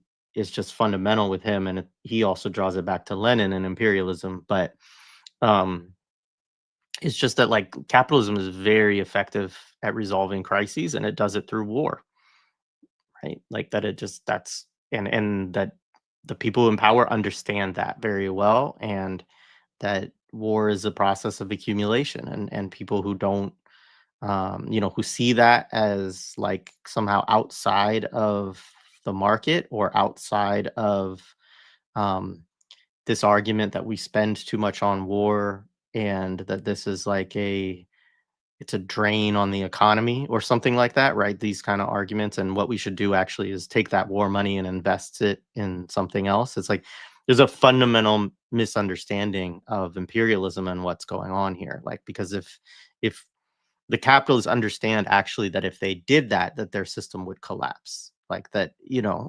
and so anyway, that's another, we could do that at another time, but let's talk about Norman Finkelstein. So because you brought him up. Oh yeah. And and this might be a good way also to segue back to the discussion of liberal Zionism, because Mhm. um you talked about how that was like a really kind of important entry point for you in wanting to get on and talk your shit about these people. you know. And I'll be honest, like I don't think I was as in tune with it, even right after October 7th, um, as you were. Certainly, I have grown up around liberal Zionism. You know, I mean, I think my father, I think in a lot of ways, like, although he's, you know, we're not Jewish, right? But like he had liberal Zionist politics, and I still have to kind of have conversations with him about that, you know. Um, and so that was something even that I grew up right with in my life, and kind of actually shaped for a long time my own lack of understanding too, and like a really good like anti-colonial politics with regard to Palestinians. And for me, it was largely Palestinians who dispelled me of it, right? And conversations with them, and in particular, just shout out to like the Good Shepherd Collective, who, you know, did a lot of work to kind of, you know, push this. And we've had a couple conversations with them specifically about it and about liberal Zionism, you know, in their view, even within the Palestine solidarity movement and the detrimental effects of that. Thinking largely with like, you know, the politics of If Not Now or Jewish Voice for Peace, right? And these groups and the connections into J Street, and um, obviously Bernie, right, is like a very obvious example. Um, and so I really, you know, I became aware of it, and it made me much more sensitive, especially after October 7th, of like who I brought on, and being more open also to conversations and feedback from people. If we did have somebody on that, and they were like, hey, they're saying stuff that's, you know, a little bit suspect right now. This is a little bit liberal Zionisty, etc. Um, that I try to pay attention to that, and you know, not continuously, you know, platform those folks and stuff like that, because I didn't want to be contributing to some delusion, um, or watering down, right, of the analysis that people needed to be hearing. Um, but Norman Finkelstein in particular, I think, is one that confuses a lot of people. He's somebody who, interestingly, I mean, he has very, you know, work that people know really well, and like, you know, things like the Holocaust industry. And also I've had Palestinians tell me like that his work was important to them at a certain point, and that um that he, you know, they appreciated certain contributions of his overall and that sort of stuff. And I do too sometimes, like when he's just you know, debating a, you know, a reactionary or like a straight up Zionist, like I find him amusing sometimes, and I find him successful at that. And in the way that I appreciate other people debating, because I don't like to debate, like there's a part of me sometimes it's like, you know, okay, do that. But I do very much recognize both the liberal Zionism within his politics, as well as really various forms of racism, in my view. Anti-Black racism, in my view, we could talk about that, but also anti-Palestinian racism. And so one of the things I find interesting is how much he has been platformed after October 7th, because I really didn't, I felt like he was pretty much like nobody was talking to this guy for a lot of years. And it started to come back again when he wrote that book about identity politics, which again, I think is actually a terrible book, even though I know will be interesting for you and I to talk a little bit about identity politics too. But yeah, I mean, he's been very heavily platformed, especially by some of the people that we're talking about in this kind of media sphere, as well as people even more mainstream than that. Um, and you know, yeah. So say what you want to say about it. You're muted. Yeah, Yeah. sorry. I think it'll be good to let him speak for himself a little bit too. Let me make sure that I have the right timestamps here. Uh, I'm about to add another one. It's just wild how. So if you don't mind pulling up the Guardian piece, if you can, um, because I love using like just letting people speak for themselves sometimes, because it just highlights they're bullshit, and you can't. Look, I'm not trying to, lie to anyone. So there's a part in here that he literally says, because he was held at Ben Gurion, the Ben Gurion airport, and he says literally, he was held from entering the Zionist entity, and he literally says, "I am not an enemy of Israel." Right? You have access to it, or is it paywalled? Oh, is it the video? Like, what's the? No. So in What am I trying to here, pull? yeah, Finkelstein, the son of a Holocaust survivor, who has accused Israel of using the genocidal Nazi campaign against Jews to justify its actions against the Palestinians, was detained by the Israeli Security Service, Shin Bet, when he landed at Tel Aviv's Ben Gurion Airport on Friday. So he's held there for questioning, right? And he literally says, I did my best to provide absolutely candid and comprehensive answers to all the questions put to me. I am confident that I have nothing to hide apart from my political views and the supporting scholarship. There isn't much to say for myself. Alas, no suicide mission, no secret rendezvous with terrorist organizations. I've always supported a two-state solution based on the 1967 borders. I am not an enemy of Israel. So already supporting a two-state solution is justifying and rewarding and normalizing the Nakba, right? You're saying the land that you stole is yours, right? To say I'm not an enemy of Israel, again, substitute Israel with any other white supremacist, genocidal, settler colonial project. If you're not their enemy, then what the fuck are you? Their ally? Their critic? Because being a critic is not sufficient. It never was, but even now, amid a genocide, it definitely shouldn't be. Now, in his defense, this was 17 years ago. 17 years ago, but the issue is his biggest claim is I've been doing this for how many decades? So for this entire time that you want to brag about, you've been critical of the Zionist entity, but you have not been an anti-Zionist. And you say yourself, I am not an enemy of Israel. Imagine saying I'm not an enemy of Nazi Germany. You're like, wait, what the fuck's wrong with you? Why wouldn't you be? Right? So that's one in his own words right there. The link that I posted above it, above the Guardian, if you don't mind pulling that up, when you mentioned that he was kind of like an obscure figure for a little bit, Piers Morgan has had him on, and I think that really helped catapult him back into like the mainstream. And I believe it's this section here. Yeah, he talks about. You go ahead. No worries. But he talks about pull it up.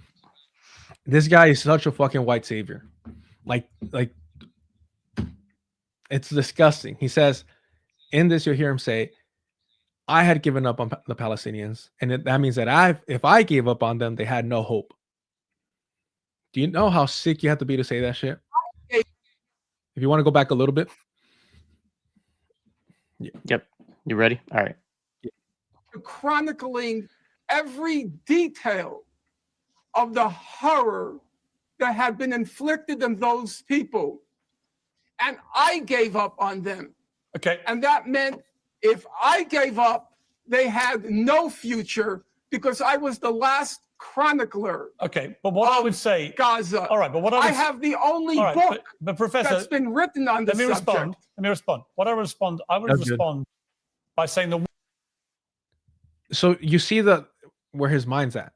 If I gave up on them, they had no hope. Does it get more white savior than that? I'm not quite sure. There's another clip where Dr. Jared Ball, man, it's so frustrating that these people like shut us out from like their spaces, but it makes sense why. And Dr. Jared Ball, after our conversation, mentioned like, oh, you know what? I noticed that Katie Hopper kind of did a little bit of PR, a little PR crisis coverage for Norm Finkelstein after the conversation he had with him, because Dr. Ball was asking very simple questions. Yeah. Allowing Norm Finkelstein to basically wrap that rope around, himself. But in this, he says, yeah, It's going to be a little bit long, and I don't know if you want to speed it up because Norm Finkelstein is like long-winded. I think 1.5 is pretty good for Norm. But I just want to remind everyone that when Norm Finkelstein debated Destiny, who's an accused and most likely a pedophile, one of the other bigger liberal streamers, when he debated him and I'm forgetting the other gentleman's name, who's he was part of the New Historians, Norm Finkelstein for whatever reason. Benny Morris, I think. Benny Morris, thank you. When he was debating both of them, Norm Finkelstein said, people accuse me of talking slow, but that's because I choose every word deliberately because I understand the power of the English language. Again, a fucking blowhard, but, just highlighting that he chooses his words carefully. If he hadn't said that, maybe I'd be more dismissive of the dumb shit that he says. But he's announced in probably his largest video or largest videos that he's participated in that he chooses his words carefully. So let's hear his words carefully here, please. Is the remedy. If people are suffering, if people are the victims of unjustified violence, cruelty, if you're a solidarity group, if you want to show solidarity, it seems to me that your first concern, if you're a person who mostly works with books, scholarship, research, your first concern should be to present the strongest case possible for those who are the victims of unjust cruelty and violence. You should be trying to make the strongest case possible. Now, what if it happens, let's take the Israel-Palestine conflict. What if it happens, say someone like myself, yes, I'm Jewish, and if conflict pertains to Jews and Palestinians, and Jews are the ones who are inflicting the violence, Palestinians are on the side that's the recipients of the violence. So I ask you a simple question, Jared. Who would you prefer to be making the case for those who are being unjustifiably persecuted? Would you prefer somebody who has, quote unquote, the right identity, or the person who has the better mastery of the facts? Who would you prefer to be making that case?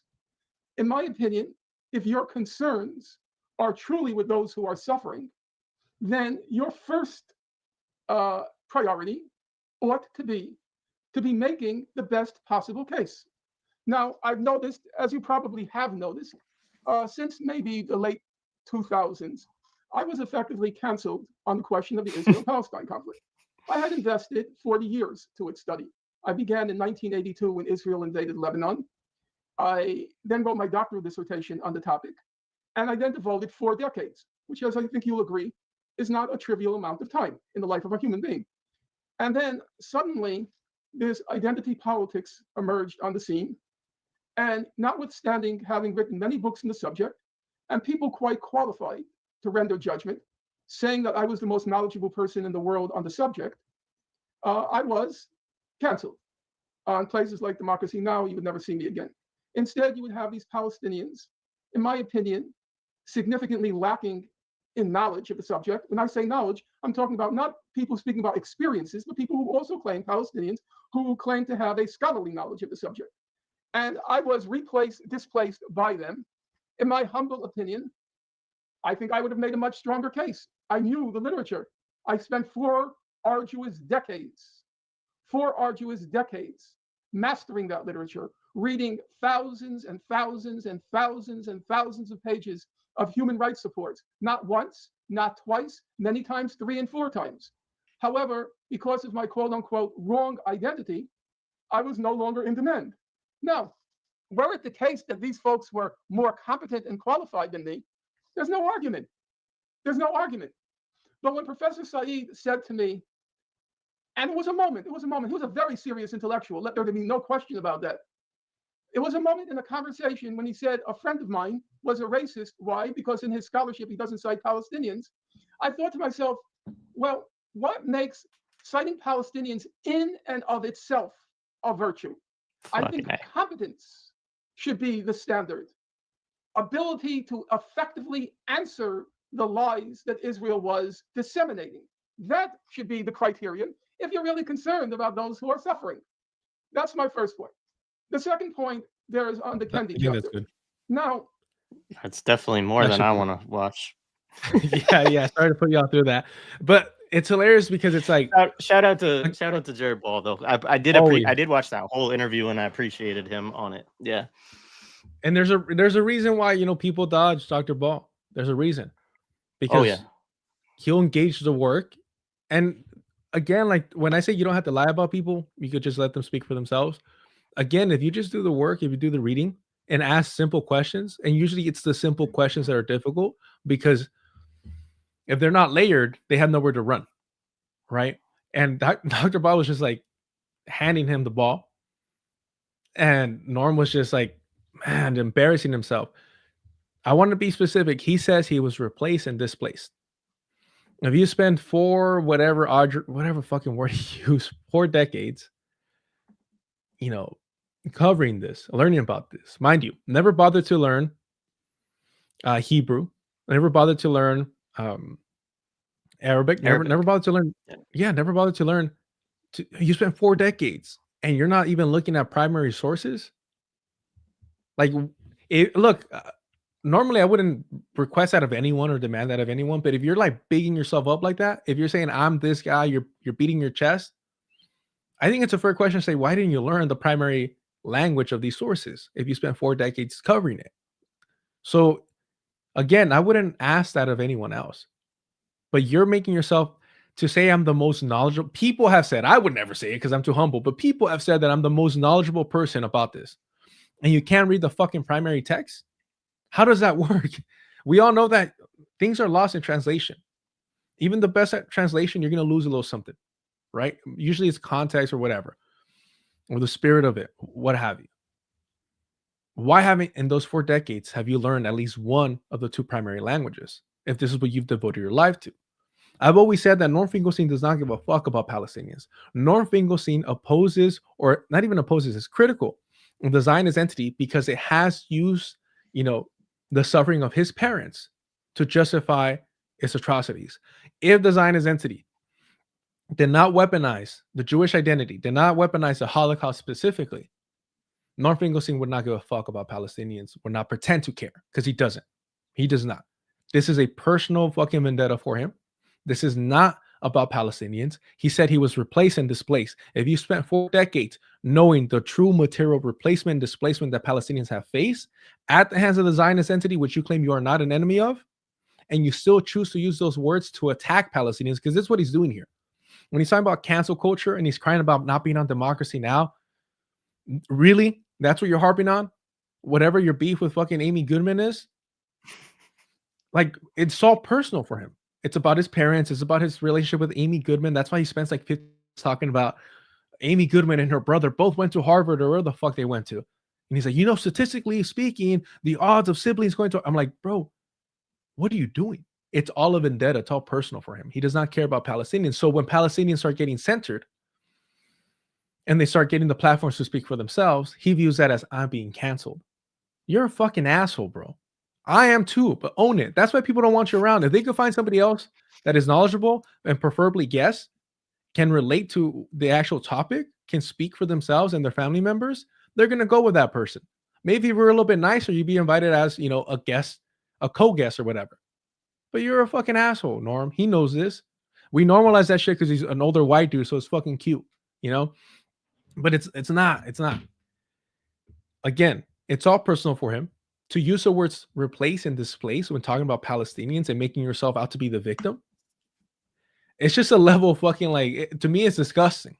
It truly is. And if you don't mind playing, and then we can move on from Norm, or if you have something to add, but the one after that, I think this one I saw recently, and I was like, oh, like you have a disdain for Palestinians. Like you truly view yourself as their savior, as their only hope of survival. And Norm has blood on his hands for sure, because of what he's just contributed to the conversation. No, I'm sorry, not the last one in the Norm Finkelstein section. It should be right above the Emma Vigeland one. Oh, hang on. Yeah. Oh, I see it now, I think. Yeah. I don't know if we'll have time to cover the Emma Vigeland one, but that dropped like yesterday, and the way these people claim to be allies and immediately bend the knee to Zionism is pathetic. All right. I was there then. I met the head of Hamas at the time, Dr. Rantisi. He was eventually assassinated by Israel, as were all the other leaders of Hamas. I wasn't positively impressed. He had spent, as they all did, I guess he spent 10 years in Israeli prison. And I asked him, what did you do in prison? He said, I read. I said, what did you read? And he looked at me as if that were a redundant question. He said, the Quran. Well, he also said he read biographies of a couple of Israeli leaders. But I thought to myself, this is not the mental universe that the moment requires, that the struggle requires. One of the things about Nasrallah, the late leader of Hezbollah, he was a voracious reader, and he read the Israeli press every day. He knew everything that was going on in Israel.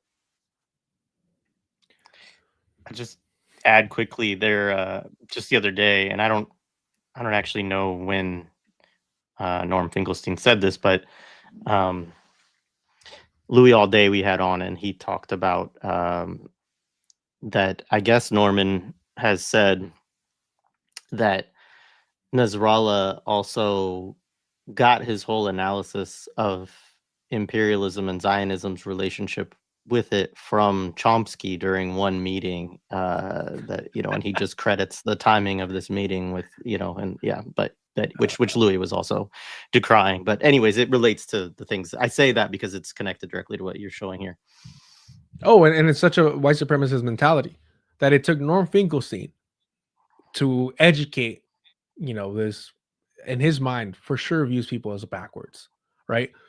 The dismissal, we looked up on my stream, Dr. Rantisi, like his background. Bro graduated like first of his class, was a doctor, was teaching medicine, and he's locked up for 10 years. He's locked up in a dungeon, in a Zionist dungeon for 10 years. And Norm is dismissing the fact that he was reading the Quran. And even in his little fucking make-believe world has to acknowledge, oh, he read the biographies of his enemies. But, oh, he was reading the Quran. One, look, I'm an atheist. That is so fucking dismissive of somebody's like personal faith. I wouldn't do that. Just regardless of where they are at. But if you're spending 10 years. Yeah, in prison, yeah. How many people have turned to religion out of necessity to survive that psychological and physical torment, that torture? So if you're telling me that you're being dismissive for somebody spending a decade in prison, the Quran probably kept them sane, probably kept them alive. I will never deny the power that faith and religion can give someone. In fact, I'm envious of it. I can never acquire that again.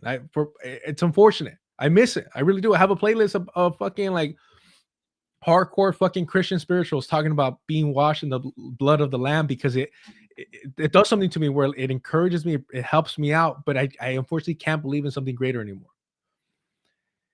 But I understand like how that can be empowering. I understand how it moves you. And to spend a decade in a Zionist dungeon and to rely on that, and for Norm Finkelstein to use that against you, to dismiss you, and to pit you against another, you know, revolutionary leader, to where you're the arbitrator of who is and who isn't ready for the moment, who is and who isn't ready to lead. While you're crying about not being on democracy now, while you're crying about not getting tenured, you're going to talk about mental fortitude. You're going to talk about, you know, having a mind capable of leading people. It's a white supremacist mindset to be a white savior to that extent. I think to any extent, but to the way Norm Finkelstein displays it, the narcissism. Shout out again to Dr. Ball covering Brianna Joy Gray, interviewing Norm Finkelstein. I don't know why she does this to herself. I mean, I'm sure it's financially beneficial. That's another conversation. But Norm is out here saying that Mamdani is a bigger threat to the establishment than the Black Panthers ever were, because not enough Black Panthers were assassinated. And again, it's the anti-Blackness. It is the Orientalism. It is the fucking. He's a fucking racist through and through, and a transphobe, to be honest. That as well. I don't follow them anymore. This Is Revolution had him on, where he really spewed his transphobia. This was a few years back. I stopped watching This Is Revolution because I forget his first name, but Miles, he was bragging about living in a fucking gated community in Mexico with a bunch of white people. And I'm like, all right, bro. All right, I'm done with your fucking content. But anywho, like Norm Finkelstein is a disgusting fucking figure. And if we don't highlight the fact that there's a reason why he's pushed forward, is because of his disdain for Palestinians, is because of his, white supremacist, white savior mentality. That's the reason why he's the largest voice. And when you look at figures like Katie Halper and yes, Brianna Joy Gray, figures that, push him forward, they're contributing to that. And I know he's been in other like more lefty channels. Like there's this Indian like communist channel that, conducts great interviews. Maybe they're not tapped into who Norm Finkelstein is. But these figures like Katie Halper, like Brianna Joy Gray, they know exactly who Norm Finkelstein is. And look, I'll give credit where it's due. The Majority Report, their claim is that they don't invite Norm Finkelstein because he's a transphobe. I don't know how true that is because they've had other transphobes on. I think it's more because they are kind of protective of their audience, of being too critical of the Zionist entity, despite Norm Finkelstein being a liberal Zionist. But if that's what they're saying, sometimes you got to take people for their word and give them whether they deserve it or not. Say, all right, that's what it is. If that's what you're telling your audience, at least you're letting your audience know that he's a transphobe. I wish you cared enough to be like, oh, he's also a white savior. Oh, he's also maybe you want to call him an extreme liberal Zionist. Cool. Still a fucking Zionist. But apparently that's just getting reworded because Bernie Sanders came out and said, I'm not a Zionist. I don't know if you saw that Axios interview. Did you catch it? Oh, I didn't. No, I did not. It's in the. I don't know if you want to pull it up right now, but it's in the. I added it to the document at the end where it says Bernie. It's the Axios one, and when he's asked about being a Zionist, he goes, "No, I'm not a Zionist." When he was literally glowing, bro, he was like, his eyes were glistening, remembering his time in the kibbutz. It's like, how are these people real? And Emma Vigeland from the Majority Report has literally said, "I don't think Bernie's a Zionist. I don't think he's aggressively anti-Palestinian enough to be a Zionist." And I'm like, these people are trying to set the bar the same way that having a fucking Nazi tattoo, a white supremacist tattoo, is not sufficient for you to be a fucking white supremacist anymore. You believing that the Zionist entity has the right to exist, opposing a one-state solution, which is already a liberal fucking position, because you want European Jewish supremacy, reminiscing about kibbutz, which are fucking settler colonial outposts. Like, all these things don't make you a Zionist, then what does? And it's the same thing where liberals, unless you're wearing a fucking Klan hood and burning a cross in somebody's front yard, they're like, I don't know, maybe he's redeemable. Reactionaries, Republicans will tell you, nah, he's not racist. It's just a joke. Liberals will be like, how was his childhood? Was he working class? Like shit like that, where I'm like, bro, like there is no bottom. They will always lower the standards and normalize the worst fucking people in order to not even gain power, in order to feel safe and comfortable, to maintain the illusion. Because these people have no skin in the game, often quite literally. But in terms of like their class position, they all grew up fairly affluent, if not outright rich. And so they don't give a fuck. This is all a show. This is all performative. These are the failures. When you look at people like Hasan Piker, Sam Seder, they all failed to live up to their potential. And this is where they're at.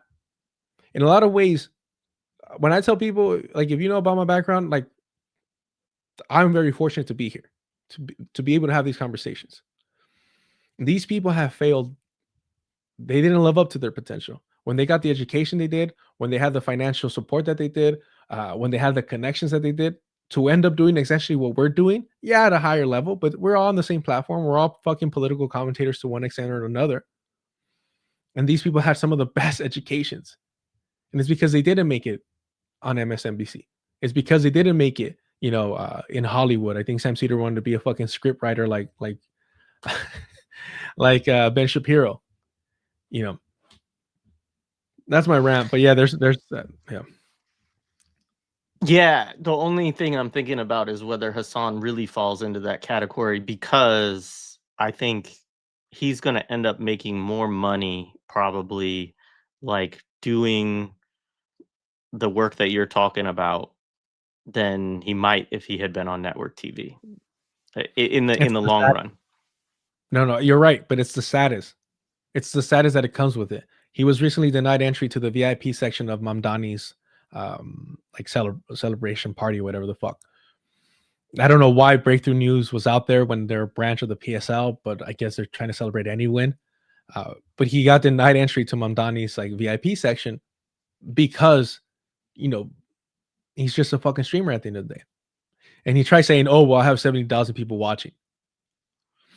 And he's trying to pull the, "Do you know who I am?" It's like, yeah, they know exactly who you are, and they know they don't have to take you that seriously because you're not part of the established, respectable media. All these people want to be there, even though it's dying, even though they know they have a their audience will support them better than any institutionalized like media will, but they want the status. That's why Sam Seder was crying when he was fired from MSNBC as a contributor. He was crying for his job back. And he have some self fucking respect. The moment that Chris Hayes is like, "Hey, you could, cover for me. I'm going to go on vacation." Sam Seder's there. And now Emma Viglin's getting invited to the MSNBC, so the Pod Save Americas. This is somebody who was saying that in terms of the fires in Hawaii, Emma Viglin said, Joe Biden should have been there. It's our 50th state. If we're going to colonize them, we might as well like treat them right. And also Puerto Rico. Like that is their position is we want nice colonialism. And it makes sense why they have that position in terms of the Zionist entity.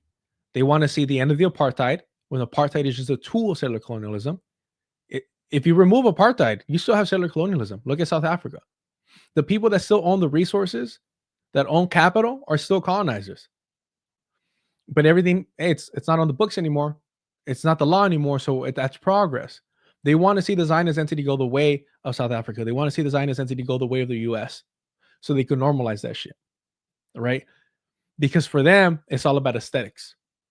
It's not about the actual substance. Because if they actually combated and were against settler colonialism, they'd have to confront the reality of their position as settlers here. They can't do that. They lack that self-awareness, or they fear being self-critical and what it means of what they have to do moving forward to be real allies, to be real comrades, to actually support colonized people. They'll never do that. They never have. So for them, this is a career move. Emma Viglin's entire family is like lawyers for like big corporations that work like with the Democratic Party and the government. She's a failure. Hasan Piker, his mom was like a landlord, like a corporate landlord. His dad was involved with like the Turkish government and also was like a CEO of some corporation. For him to end up being a streamer, to only have a bachelor's degree, they all love bragging about their bachelor's. Bro, if you grew up like that with that type of wealth, a bachelor's degree is like should be viewed like a high school degree. Like that's what you should be getting. You should have a master's, you should have a doctorate because you had access to all this fucking education and financial support. So that's what I mean. It's the status, not so much the money. It's how you make the money for them, right? And I think they're all failures in that sense. And we need to stop like glorifying these fucking people because they feel it. They feel it when they're around people that went about it the right way, right? They had to make their own way because, I mean, there is no bar of entry to do this. You can just start doing it. And even then, every door was open to them because of their connections, either familial or like business wise. Sam Seder hired Emma Viglin because of her family connections to the DNC. It's that simple. What were we talking about, Bernie? Well, I want to stay on Norm for a second because I to be honest, like I didn't read the Identity Politics book because I just could tell like I would not be able to stand it. I mean, I do have, I guess, what I would describe as a nuanced critique of identity politics. I don't like it being discussed as like a just even the term itself, right? And using it to talk about something that we think is like because the way it gets used, right, is like, oh, don't do that, like, or those people are just doing identity politics, right? Like, so it gets used as a very dismissive thing, and it gets used very often to sideline like any concern that, you know, has to do with race, gender, you know, sexuality, immigration status, national identity, all of those things. eh, Like you and I would both agree, and I know just because I've watched enough of your content, right? And we, you know, this gets in even to the discussion, like the surrounded, you know, the Jubilee thing that you did, the debate show, right? Of like, there are certain forms where people use identity in a kind of counterinsurgent fashion, as a part of co-optation, as a part of being a comprador, or, you know, neo-colonialism and all of these things. And like, it's really important for us to have an analysis of those various things and try to be able to sense what it when it happens. And I appreciate you as somebody who calls it out, because also I think it can be difficult for people to call it out, and you have to be sharp with your analysis if you're going to call it out, right? Because there's a lot of pitfalls, I think, of kind of calling it out in the wrong way. And with Norman Finkelstein in that conversation with Jared Ball, like, I thought Dr. Ball was doing a really good job of saying to him, look, like, I agree with some of the things that you are saying, right? Like, I have my criticisms of Angela Davis as well. I have my criticisms of Black Lives Matter, you know, organization as well, or of limits of some of these movements or forms of action, et cetera, right? However, like, you're not citing or engaging with any of the people to your left in, you know, the Black revolutionary tradition, who have also made critiques of these figures from, you know, Black radical tradition, whatever we want to call it, right? But like a position to the Black folks from the left of Angela Davis, or to the left of BLM, et cetera, having their critiques of how certain movements and figures are engaged in, you know, liberalism or forms of status quo politics, or kind of conveyor belts into the Democratic Party, right? These sorts of things, which is funny too, right? Because Norman is also like such a conveyor belt into the Democratic Party. I mean, he's like right there doing it. Like, that's what he's doing right now all the time. Um,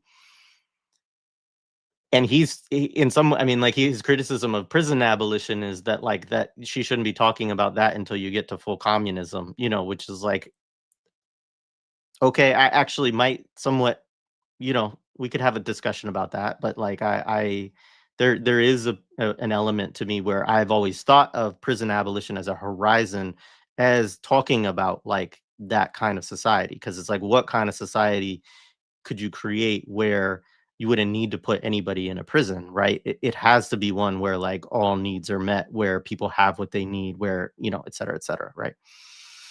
Um, so I appreciated Jared, like, especially in that conversation, kind of, you know, making that point ultimately. And it's similar just in some of those comments that he makes. I mean, obviously there's like the kind of obvious racism and sort of European civilizational discourses that, you know, just sort of come out about, you know, and elevating himself as a scholar and all of this. And I'm not saying that he's not a serious scholar, but like, I have a few books behind me right now that, thankfully, to folks like Louis Alday and others, like, are translated into English, that were written in Arabic, right?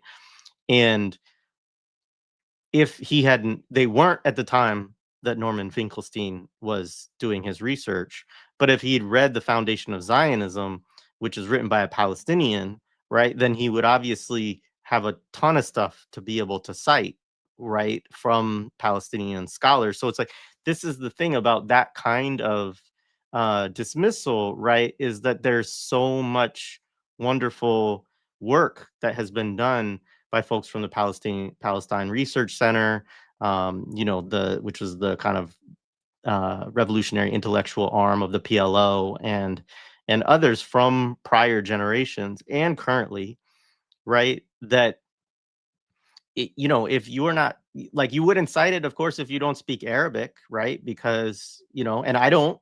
So I'm not also sitting here like from that position of like, oh, I know it. Like, I know some of these books because now they're translated into English, right? Some of them I still need to read, but still, to put yourself up as like I'm the foremost expert of this, and you can't even read most of what Palestinians have written on the subject because they're not writing it in fucking English, bro. Like, get over yourself, you know? So yeah, I mean that strikes me a particular kind of way, but I think that like those like all of that orientation to me is consistent, right? And the other thing about the identity politics thing that bothers me is that he is platformed because of identity politics, right? Like it's just the fact that he is Jewish and that he is white, those are the identity politics that lead to his excessive platforming, right? And look, I think there should be Jewish voices. I think there should be even critical Israeli voices. I think there should be Israeli voices that are, you know, John Brown, right? We don't see that, right? I'm not opposed to the existence of the discourse and to the people having the contradictions and the debates and people critiquing and debating and all of that stuff. But to go to that level of putting yourself forward as like, I'm the foremost advocate for these colonized people whose language I don't speak.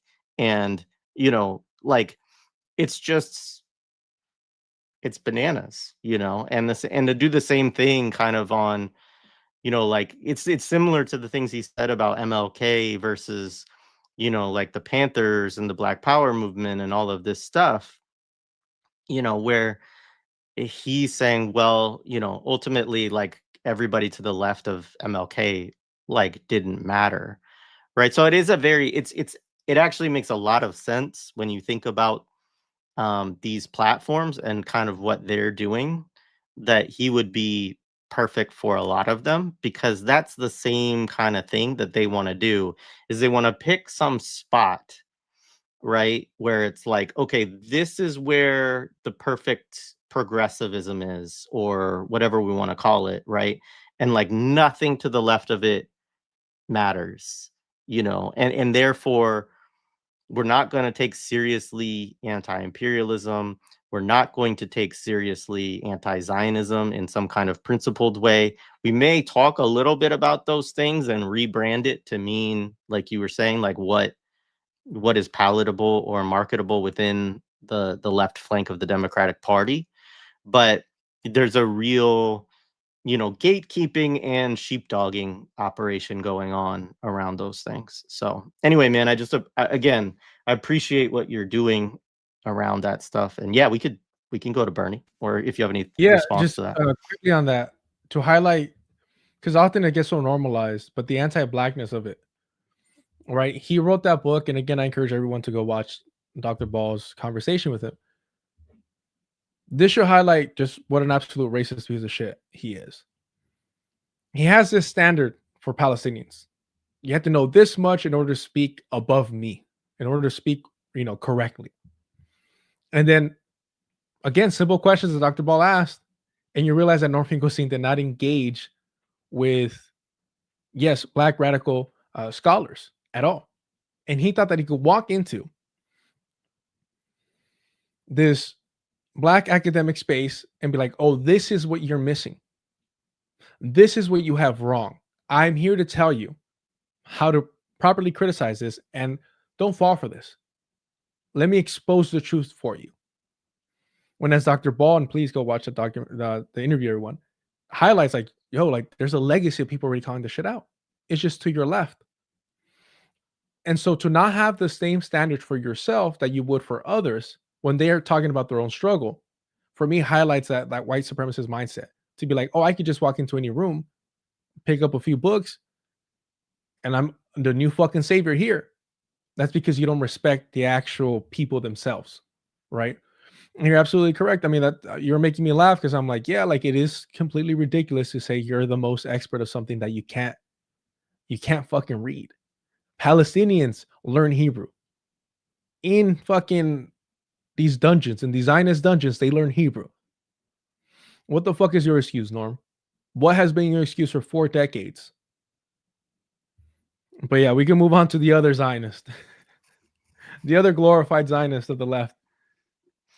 I mean, I will say, thankfully, that Bernie doesn't get any flowers or coverage over here, and mostly, you know, I another person that I like to ignore as much as possible. But yeah, I mean, I think it is interesting. I mean, it is important, and I think that this is the thing, and this is part of what I was talking about earlier of the contradictions of our own kind of stance around a lot of this stuff, is that, you know, by just going and doing our own thing, you know, not that many people, as you said, most people aren't watching us, right? And, you know, and that's absolutely true.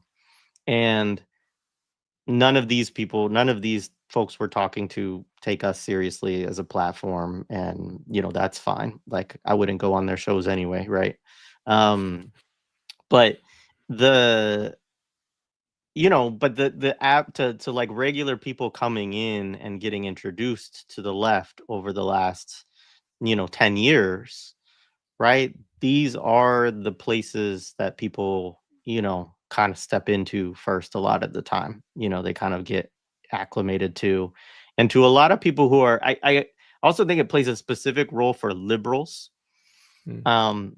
Because I think if you grow up liberal and then you get introduced to people who are like to the left of you in the Democratic Party, and you're like, oh, like these people actually have a critique of capitalism, and, you know, I would say it's a critique that is not actually anti-capitalist, but it's a kind of, you know, we need to rein in the oligarchy and corporations and, you know, all of this stuff. But that becomes kind of like as far as you go, and also because of what you're talking about in terms of how they just really won't engage with people to their left or even talk about people to their left, which I actually think also is the reason Jared Ball has often brought up that like none of these people will talk about political prisoners. Right. And I Fuck. think that the Yep. reason that they won't talk about political prisoners is because most political prisoners are significantly to their left. Right. It's not like it could be the, you know, oh, this is adventurism, blah, blah, blah. But I don't actually think it's that. I think it's that they know that if they brought some of these people on or had conversations with them, it would introduce them, you know, people to politics that are, you know, very different actually than the ones that they have, you know. And so all right, let me pull up the video. And we're gonna work a little bit backwards the way that I have him lined up to highlight that Yep. he's been fairly consistent with the Zionism. All right, is this the first one, the Yeah. Axios one? This is the most recent one, yeah. Hundreds of thousands, millions of dollars to defeat you. And in some cases, they've been successful. Your family has faced anti-Semitism in its history.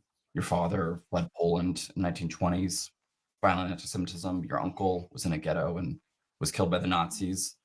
I'm curious how that family history has shaped your views of Israel. And Well, let me Gaza. add something to it. When I was a kid, I was in Israel for, I can't remember, 3 or 4 months, worked on several kibbutzim. I was very impressed with what I saw. Was very excited at the formation when I was a kid, you know, the formation of the state of Israel. More than aware of the Holocaust, and which took people in my own family, and the horrible anti-Semitism that existed then exists today in America. So I'm proudly Jewish, but that does not mean in any way, shape, We're gonna or have to talk form about that I will anti-Semitism. support a right-wing extremist government in Israel that is doing horrific things to the Palestinian people. Would you consider yourself a Zionist? No, not within the terms of what Zionism means. No. You talked about anti-Semitism in Yeah, that's this.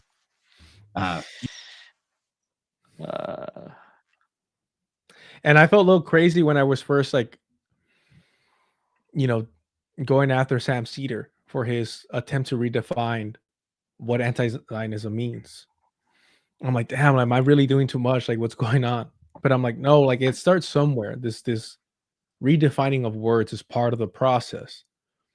And now you have a lifelong Zionist who, I don't know, am I tripping, or did you see his smile when he started talking about the kibbutzim? Oh yeah, Like no, that was genuine. And honestly, like there's a similar thing within Chomsky in one of his it's an interview, and people bring it up sometimes of, you know, him actually talking about how his vision of socialism is based on the time that he spent on the kibbutz, right? And Yeah.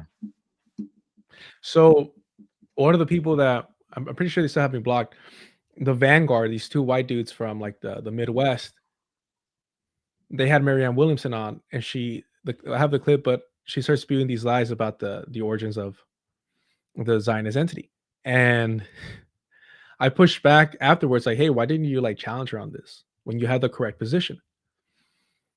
And they just start rambling, making excuse after excuse of like, well, I was just trying to give the other side, the devil's advocate, that you can make the argument that it started as a spiritual, a pilgrimage and this and that. And I'm like, yeah, spiritual Zionism is a thing, but it's still a Zionism. And they're like, no, but and again, I always refer to like Chicanismo and Chicano nationalists as like brown Zionists. The same thing. Aslan is not a physical place; it's a spiritual place. Is the same type of settler colonial myth making. And it got to the point that I kept challenging on them, where I'm like, bro, the kibbutz weren't, because they referenced Chomsky. Chomsky talked about how his anarchist syndicalism was influenced by the kibbutz, this and that. Young Jewish people living in co-ops, this and that. And I'm like, is Jamestown a co-op? Everyone was working on it. The wife, the kids, the husbands, they all had work to do in these settler colonial outposts. So is that influencing your socialism? No, of course not. Your anarchism? Of course it isn't. Like, let's stop. These are settler colonial outposts. Look, he's a little off the deep end right now, Max Blumenthal. Maybe he always was, but in his book Goliath, he does a pretty decent job highlighting how these kibbutz all came to be, usually under the cover of night. Zionists would just run down and, literally, like, if they were like, it always reminded me of like gold miners, because I'm out here in California, so we learn a lot about like the people mining gold, that they were rushed to plant the little flags to be like, this is my block, and that's what it reminded me of. The kibbutz, like in the middle of the night, they would run down and they would start posting things to be like, this is our area now, we just stole a bunch of land. I don't care how they're fucking operating inside of it. I really don't. I don't care how. I kind of do. I would say I kind of do. I'm not gonna lie. I think there is value in learning how they operate for sure. But to glorify it is utter complete bullshit. And so they start pushing this line because of Chomsky. And you start seeing how these, liberal Zionists or left Zionists start to spread their propaganda. And you have complete idiots that want to align with white supremacy, like the Vanguard, Zach and Gavin, push that forward. And it got to the point to where they literally ended up blocking me by saying, I think it's fair to say that there were some Zionist, leaders, some founders of Israel that had good intentions. They just went about it the wrong way. That's how these two white dudes from the Midwest were talking about settler colonialism. And like, for me, that drives me fucking crazy, because I'm like, you're a white supremacist. I don't give a fuck if I don't care if you know that you're promoting Zionist propaganda. I don't care whether or not you know or recognize that you're supporting white supremacy. Because the worst part is you think you're being intelligent by quoting Chomsky, by referencing Chomsky. I don't know if it's self-preservation. I don't know if it's just, unconscious alignment with white supremacy. I don't know, and I don't care. Because at the end of the day, the material effect that you're having is spreading this propaganda to your larger audience. And silencing and pushing away and ridiculing, like making me seem like I was crazy for pushing back against it. And what do they do post October 7th? They try to profit off the genocide of Palestinians. And it's like, this is why I find these people to be abhorrent, disgusting, and insidious, and need to be challenged. At the very least, their allegiance to white supremacy and settler colonialism has to be documented. The video that I'm currently working on, Grant Plattner, I'm literally starting off the video with, a collection of all the excuses that I didn't know what that was. I'm not an expert in Nazi symbolism to know what that was. The third most popular Nazi symbol. The first is the swastika. The second is the SS Thunderbolts. The third is the Totenkopf, the death skull. Literally the emblem on top of like SS soldiers' hats.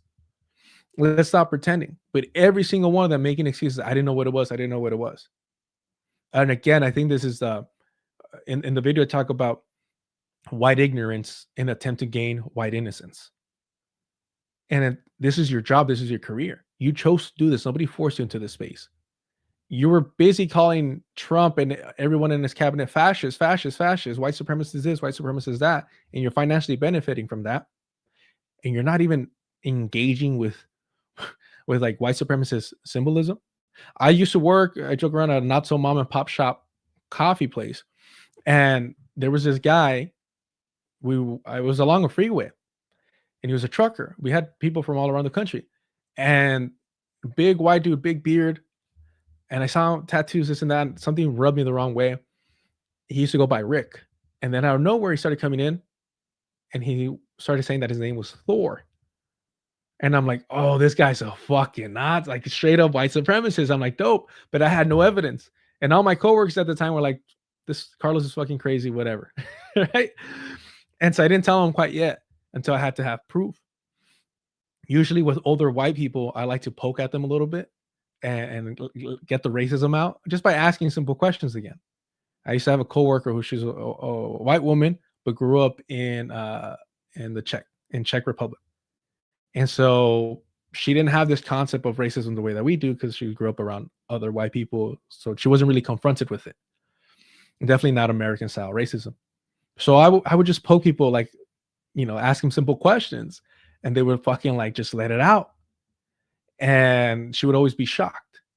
And so I would try doing the same with this guy, but he was just a wall, wouldn't give me any reaction. And then one day he's wearing shorts, and usually he would walk out and leave to his truck. But this time, for whatever reason, he sits down across, from the bar area, and I could see his knee, and on his knee was the black sun. Right now, if you were to tell me I didn't know what the black sun was, I would believe you, because it looks like a badass fucking rock and roll symbol. If we're being honest, it does not look like Nazi iconography. A fucking skull. We all know what a skull is. It means death. Any fucking anywho. Bernie Sanders. Yeah. So there's normalization of white supremacy on the left, whether it's Zionist or now neo-Nazi, apparently, is so frustrating and alarming, because as things get worse, as we encroach further and further into barbarism, we're in it. People are living on the streets. We're just normalizing it. But as the affluent white left gets more and more uncomfortable, they will compromise and align further with whiteness and white supremacy and fascism. It's a cliche to say scratch a liberal and a fascist bleeds, but we're seeing it in real time. Like, they're literally defending a white supremacist symbol, and they're claiming that they're too stupid to know. They're too dumb to know. How could they possibly know? Well, that's because either you don't take it seriously or you're cool with it. Either way, you're normalizing it. But yeah, and this is part of it. Zionism is white supremacy. I know, like, Norm Finkelstein is pushing this whole Jewish supremacy. Bullshit. As African Jews, where there's Jewish supremacy, they're colonizers too. Don't get me wrong. They're colonizers too. However, they're being, forced sterilized because they want to maintain not a Jewish majority, a European Jewish majority. They don't want too many black or brown people there. They don't give a fuck if they're Jewish or not. Look at the Israeli Black Panthers, which is a disgusting name, but they were Sephardic Jews from the neighboring areas. The Zionist entity needed numbers. Every settler colonial project needs people, needs bodies to put out there and to occupy literal space from the indigenous population.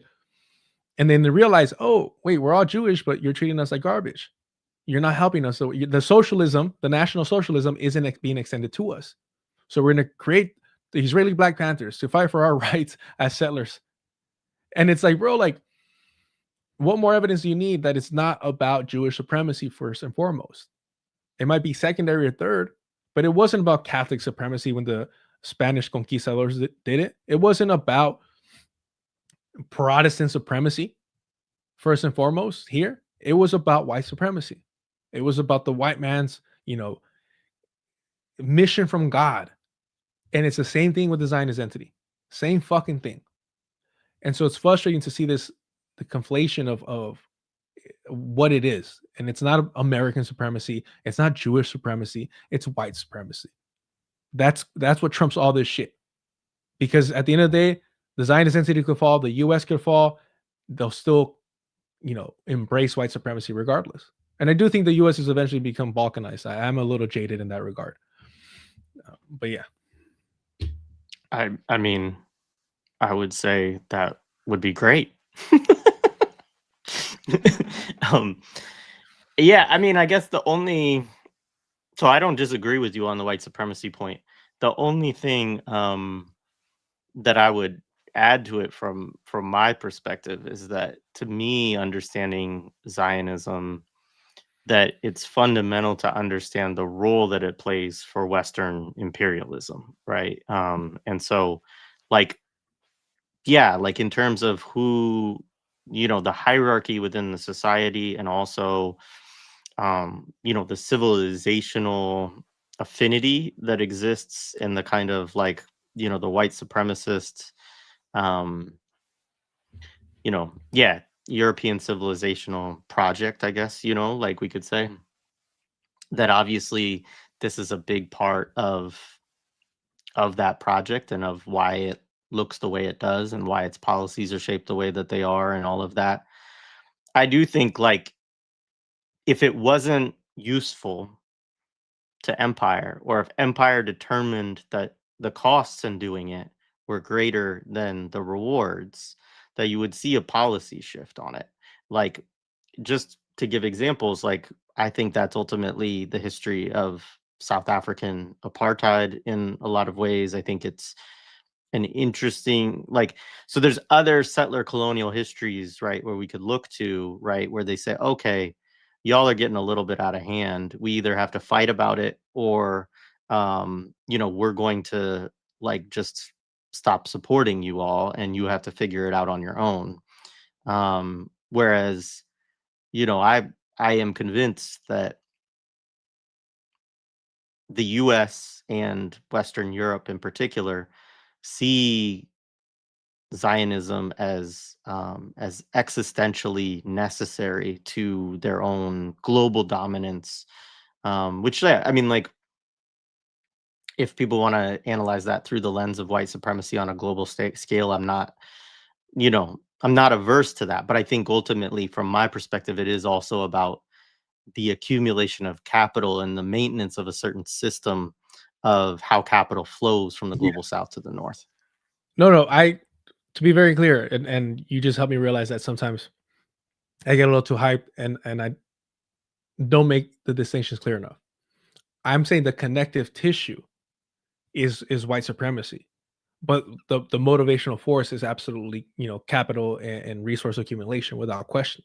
And yes, they will sacrifice each other and they will suddenly make somebody not white. Or I mean, look at the way that, again, Ukraine, they're white and they're just throwing them into the fucking to the meat grinder because it benefits capital, it benefits their, geopolitical strategies without question.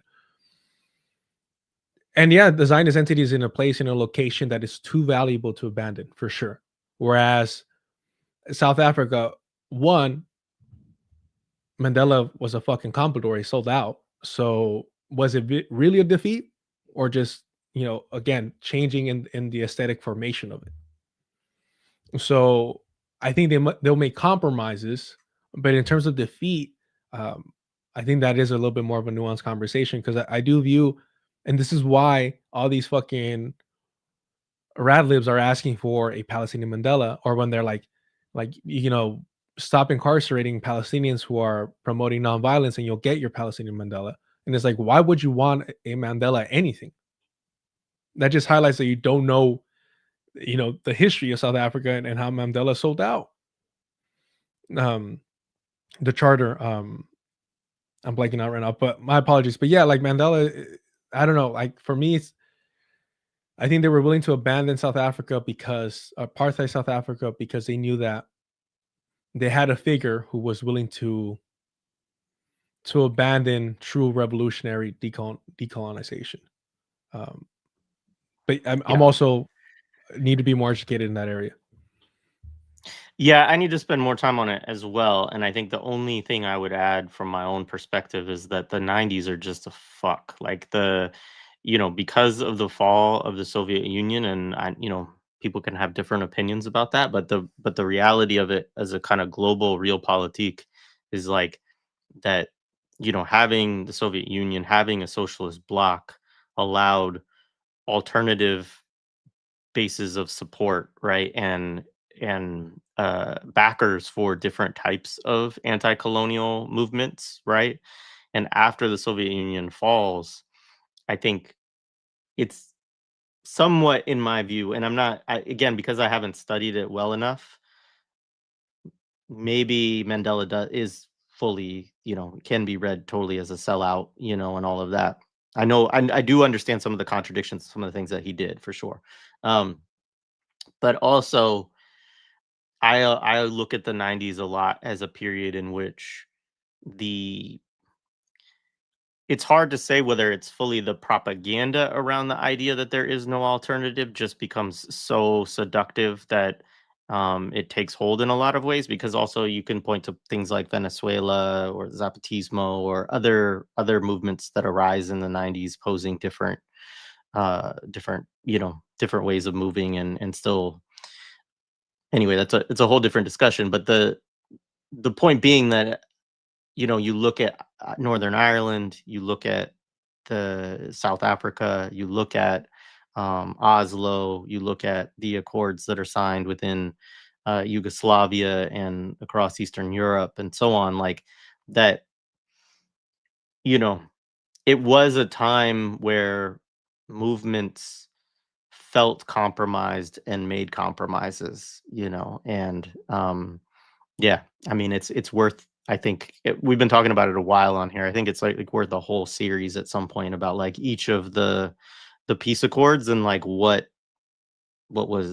how deeply can you study them and critique them. I think in hindsight we can all say that for all of them, you know, it if people thought that those were paths forward that would help them out, we can all say that like that didn't work. Right? So it's like in the context of the time, I think it was a little bit more believable for some of these groups that like, okay, we're going to try this and maybe it will allow us to maneuver in a different way and keep our stuff moving forward, and we can, attack these systems or whatever in a different way. And, that didn't happen. Yeah, that is definitely a larger conversation, because I do know there was also like, critics of those figures that were Sure, compromising. I always talk absolutely. about like, yeah, like for me, like we dehumanize what compromising means so much. Like for example, right now with the whole SNAP benefits being removed for was it 42 days or something like that? People are saying, well, we had to get SNAP back, we had to get people paid again because they were suffering this and that. Again, I try not to indulge too much into the circus of it all, the performance, the kabuki theater of it. But it's like, wait, one, I grew up on these programs. I'm fortunate enough now not to need them. But I literally needed them to live as a kid, So this isn't something foreign or alien to me, and I'm not that far removed from it. Like I'm not in a secure, position economically, living paycheck to paycheck and all that stuff. So it's not foreign to me. However, when you make compromises and you're saying no, we're focused on the immediate, and you're making compromises with these fucking animals, in the long run, you're still going to get screwed over anyways. And the sacrifices were for what? And I use this example of the government shutdown because it's kind of relatable, it's easy to understand, and it's current. Democrats made people suffer for 42 days for what? For nothing. They're not gaining anything from the Republican Party. But their excuse is people are hungry, people are struggling. Yeah, and they're going to struggle and be, in a more difficult situation afterwards, in the long run. After you already made them suffer in the short run, in the long run, they're screwed either way. In the immediate future, some people will be helped, but we understand that this compromise literally means people starving, literally means people going homeless, people being forgotten about, and that suffering becomes normalized. And so that's my issue with while at the same time participating in very practical work that requires demands. Yeah, which is what keeps me really angry and frustrated at all times, because I see how much is left on the table, and how desperate people need it and how much they're working. I know you said you have a heart out. I don't know if you want to Yeah, we got continue on the about burn, or if we you got want about to. 30 minutes. We got about Yeah, if 30 you want to minutes tell me left. also the majority report the little debate that I had with them, I always like to highlight that because it just really does highlight the way that these people pretend to be, allies to Palestinians while speaking out of both sides of their mouth. Is it the first one of the Maturity Report ones? Let's see here. You got let me make sure. two there, it looks like. Yeah, I got two. Let me make sure the first one is the accurate one. I don't know why it's being weird. Okay, yeah, it should be the first one. It should be the first one.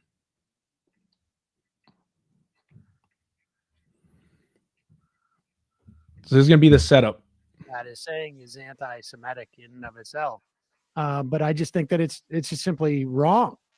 Rotten the Pig says, if you're not anti-Zionist if you believe that Israel has a right to exist. Do you believe Israel has a right to exist? I don't know about that. Yeah, how? I mean, well, no. Like, I believe Israel has the right to exist. I just don't think it can exist as a Jewish state as opposed to a democratic one. Like, I mean, I think, you're, and I think we'll probably have a guest on in this in terms of like, the definition of Zionism is sometimes can be a little bit like sort of evasive.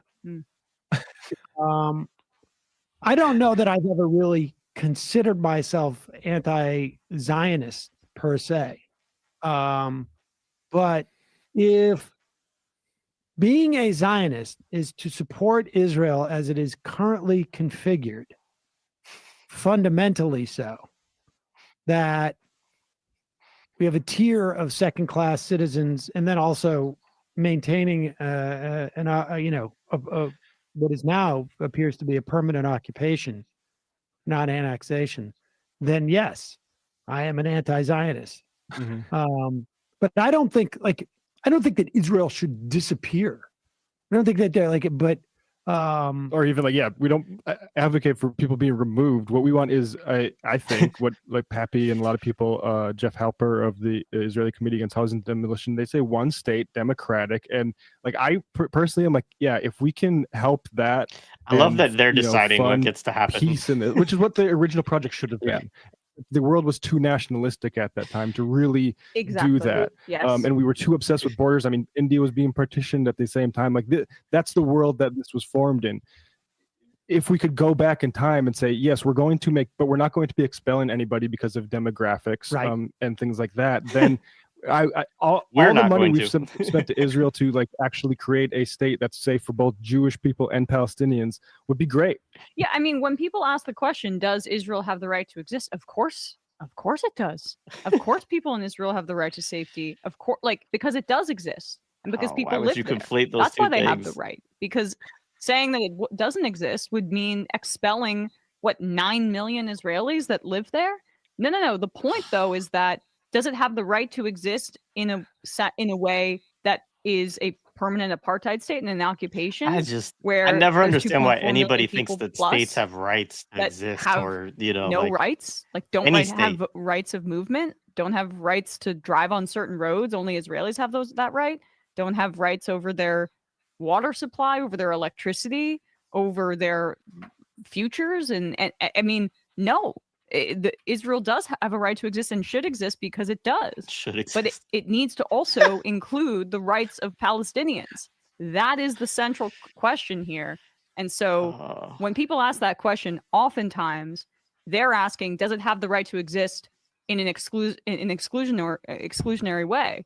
And I would say that is a violation of international law in the way that it has been conducting its business. Let's turn to Speaker Mike Johnson. Thank you. So a whole lot in that, right? Yeah. Man. I mean, I'll just say a couple things. I mean, please.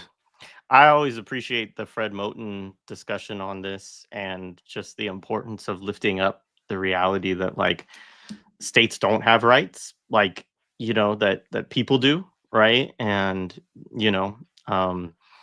but just this specific, and he talks about this, like the specific demand around Israel's right to exist, right, which is something that doesn't get invoked for anybody. Like, nobody right now is saying, hey, Venezuela has a right to exist. Like, yeah, like, but the and just to be clear, all solidarity with Venezuela, and I fuck all those boats in the fucking Caribbean Sea from the US military.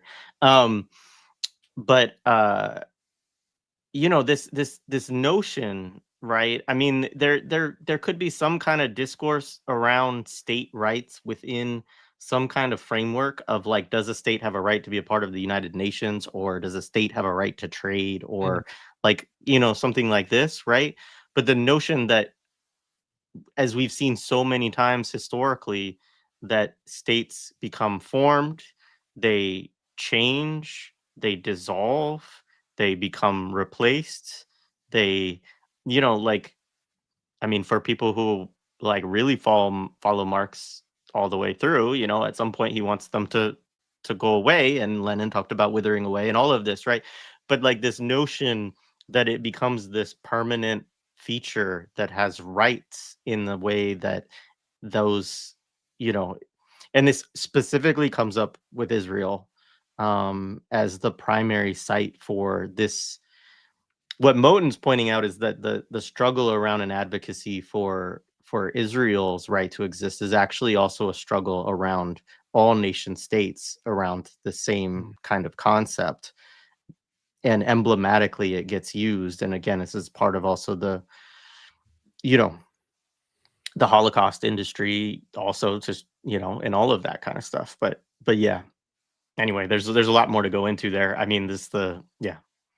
No, I'm definitely gonna have to read up on more of Moulton, you said? Oh, Fred Moten. I could send you, Fred Moulton. like, we did a Please, conversation because with him around it, and then yeah, because of this, I called in and like debated all of them and trying to get them to understand what I was saying, specifically Sam Seder. He helped bring about Michael Brooks, who I think is like the most overrated fucking great white hope, the online left has ever seen. Tragic that he died so young. I actually got to meet him, and he was very he failed my test when I asked him a question about settler colonialism, but he was very kind and very welcoming. So, I mean, on a human level, respect to him. And it's tragic when anyone passes away so young, but overrated as fuck. But he loved Mark Fisher and settler capitalism and all this stuff, and the Vampire Castle, all this shit. I always thought Mark Fisher was a little too like pop art for me, but I understand that it's accessible. And because of that, in the midst of the debate, I don't know, coined or came up with the phrase settler realism. And I think it relates to what you were just saying right now, in the sense that I'm saying the same way that Mark Fisher was saying that capitalism has just captured our imagination completely, right? Our reality, or what we perceive to be reality. So much so that we can't imagine a world without it. In fact, it's easier for us to imagine the apocalypse and the end of the world than the end of capitalism. And that's why he relates this to all these catastrophic films, post-apocalyptic films. My argument is with settler realism is it's easier for the colonizer to imagine the complete extermination of the indigenous population than it is for them to imagine the collapse of the settler colonial project itself. Most of that out of self-preservation and fear of what happens when I'm not in control, what happens when I don't benefit, of the stealing of land and resources and the taking of indigenous life. That's what I try to like argue. But in terms of Moulton, like I like that because I really do want to like put pen to paper and actually contribute something more than these streams at some point and settle realism. Thanks to this, debate, I have a clip of it here. But my response to this was, one, you're already redefining what anti-Zionist means. The question was, you're not anti-Zionist if you believe Israel has a right to exist. Do you believe Israel has a right to exist? Immediately, Sam Seder starts questioning that, trying to muddy the waters for his audience to say, well, it's complicated what anti-Zionism means. I don't think that Israel should disappear, is what he says, which immediately means that you are a Zionist. Whatever follows after defines what type of Zionist you are, because we know that there's different types. There's spiritual Zionists, there's Orthodox Zionists, they're liberal, all these branches of Zionism have always existed. And he goes on to start saying, well, if it means supporting the Zionist entity, Israel, as it is today, then I'm against it. Fundamentally so. But if we change it, we alter it, if we change the aesthetics of it, then suddenly he's not an anti-Zionist. His producer, Matt Legg, who we just hear his voice, immediately, and he's done this repeatedly, he always references, and this goes to Norm Finkelstein, Ilan Pappé, who is an Israeli, yeah. Jeff Halper, who's also an Israeli. Jeff Halper admitted, because they always, I don't know why they love Jeff Halper. He's admitted that he was an adult when he went to the Zionist entity, and that he immediately recognized, he said, I didn't have rose-tinted glasses on. I knew what this was. And he still went. And he's still there. But because he's advocating for this weird kind of like one state where, you know, people get to move back in. But if you read his actual fucking book, I think it's Decolonizing Palestine, Liberating Israel, or some shit like that. One, it was supposed to be co-written with a Palestinian. Not included in the book. I don't know what the fallout was, what happened, what disagreement occurred to where they couldn't co-write this. But whoever he was going to work with that was Palestinian didn't commit to writing that book. So it just becomes this colonizer writing about the decolonization of Palestine. If you continue reading, he says, well, unfortunately, some of the villages that were destroyed, we've built forests or done amusement parks over them, so they're not going to be able to rebuild the villages, but there's enough empty land. So basically saying, nah, I'm your ally, but I don't support you destroying what we build upon the destroyed villages, your villages. What if Palestinians do want to return to home and rebuild as they have the right to? What if they're like, no, like we're going to rebuild what you destroyed? And Jeff Halper's over here saying, don't worry, there's more empty land. Empty land is always, the best land does not get left empty. All right. Like it's never been the case. Colonizers do not preserve shit. All right. Despite like national parks, this and that, Sam Seder, shout out to Sam Seder for saying that he thinks he opposes land back, but he thinks indigenous people should have the national forest back, which is some weird ass like native, romanticism to think that, oh no, they could have the national parks back. That'll be nice. They'll appreciate that. So I call in and I debate them. And I only include this section because it's a longer debate, because it made me laugh, and I hope it makes y'all laugh, because the conversation's been all over the place, a little heavy, but just to highlight how devoted they are to Zionism. What is the first thing a Zionist does when you criticize the Zionist entity? They claim that you're anti-Semitic. So this is the second link. I want to make it very clear. No. Of being self-righteous indignation. I'm not being. No, dude. You in this conversation, listen, I get what you're saying. I understand what you're saying. You're saying that there must be a total overthrow that must take place, that all of the European implants that have come in and colonized this must be completely disempowered in that first instance, in setting up a new Palestine, let's call it, just for the sake of it. We don't know what the name of it would be, but let's just assume it's Palestine. And you're saying, and unless that happens, it is not a legitimate decolonization process. And I am conceding this point to you. Yeah. I don't know what else you want me to tell you. I happen to think. Well, the issue is why not promote that? Because I think promoting that is a pipe dream. Yep. It is completely divorced of the reality that exists. And if you think millions of people are going to say, okay, we're not going to do that, then I honestly think that you are not in touch with reality. The theory that you can have may be correct, and I am conceding it. And if that makes me a liberal Zionist, because I have that position, I feel like relative to the company that you have put me in, I'm not terribly concerned about that. But I'm telling you that your position is, I think, completely fantastical. And I do. You're gone. You're a settler. Of course, you believe that it's an improbability, right? Everybody likes to reference like capitalism. I don't think it's an improbability. Capitalist realism. No, I don't think it's an there is improbability. a settler realism. There's a settler realism as well at play, right? That you cannot perceive the fact that you will lose power. Right? No. I can perceive. Who's the we here? Actually, no. Actually, I want you to expand on the fact that you just brought up Norm Finkelstein and you gratuitously to talk about. And when you say we, who are you referring to when you're talking about Sam? Huh? What do you mean? Settlers, Europeans. Hold on. You're talking about white people, or are you talking about Jewish people? No. Oh, there you go. I mean, white people. Why are you pulling this anti-Semitism thing? That even sounds pulling it. Well, the shoe fits. No, I think like look, have some self-respect. Listen, I think within the context of this country, but like why? Like I also think. Thank you for understanding that. No, I do. I do understand it. I also think the idea that the white Europe. So immediately accuses me of being anti-Semitic for gratuitously bringing up Norm Finkelstein. Mind you, the reason I brought up Norm Finkelstein is because their producer Matt Leck always brings up Ilan Pape, always brings up Jeff Halper.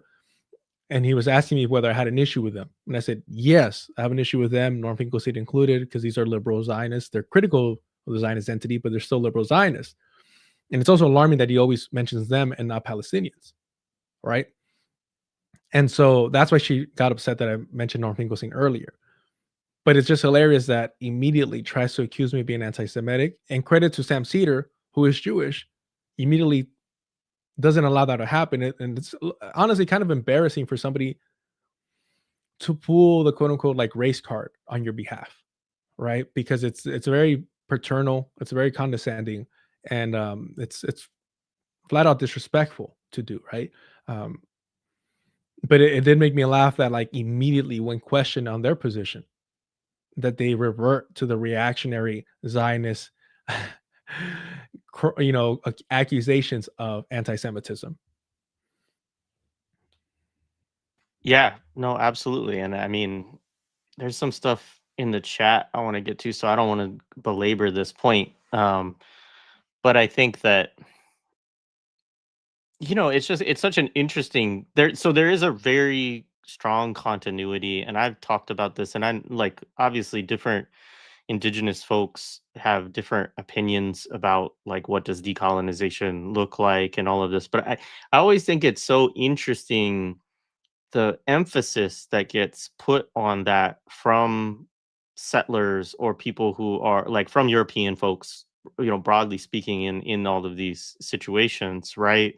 Of like they always go to this weird like thing about people being like forced deportation and all of these things. And I mean, like I had a really good conversation again with the Good Shepherd Collective around Palestinian discussions around decolonization and all of this. And like there are very important points that come up, right? You talked about the land thing and like them saying, oh, you can't have this or that, right, because there's a theme park or there's this.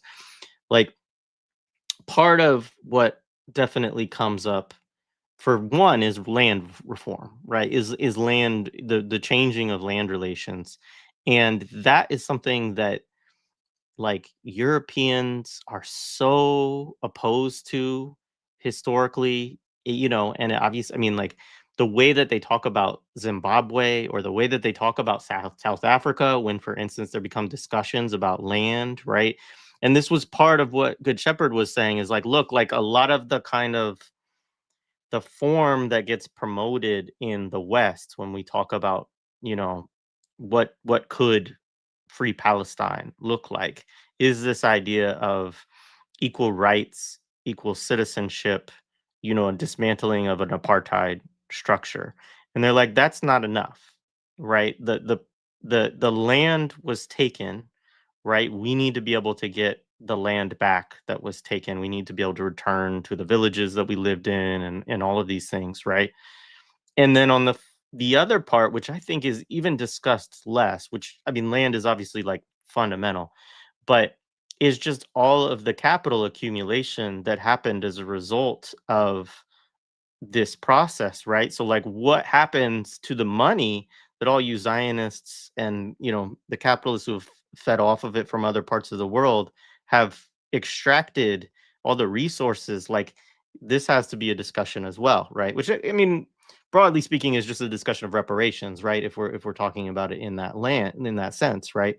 But I think that's the unwillingness and the efforts that happen among a lot of people that are ostensibly on the left. And I mean, I always hate using that term specifically for people who are not anti-capitalist. So for me, I don't even know that I put platforms like the Majority Report on the left, even though most people do. But there's so much resistance to even just having conversations about these things, and like all of these defenses that go up, to demonize it when people have it and talk about, start saying, ad hominem attacks, right? Basically, oh, you're anti-Semitic, you're unrealistic, da da da da da. And it's like, I mean, to even have a discussion of what's realistic, we have to at least have a discussion about the totality of things, right? And about the positions that exist. Because if you talk to a lot of Palestinians, they also say, like, would you want to live next to these people after what they've done to us for the last, 100+ years, right? And they'll also raise up, like, look, if there's a free Palestine, a lot of them are going to leave, right? And so whether that's, you could make these scare things about like forced relocation. Most of these Israelis are not going to want to stay in a place where they have to treat people in equal ways. And that's part of why also there's an interesting, discussion maybe to have about whether by saying, equal rights and all of this, whether like that's the foot in the door to get to the thing, because like maybe if they actually got to that place, like so many people would leave that have been like, all right, but yeah. So, and I'll be brief as well. Look, I'm not trying to speak over Palestinian voices. I'm just giving my honest, opinion. Suggestion here is, I think at a minimum, I don't support this whole equal rights shit. Colonizers have no right to equal rights with Palestinians, with the people that they colonized, that they, committed a genocide against. You don't get that reward, right?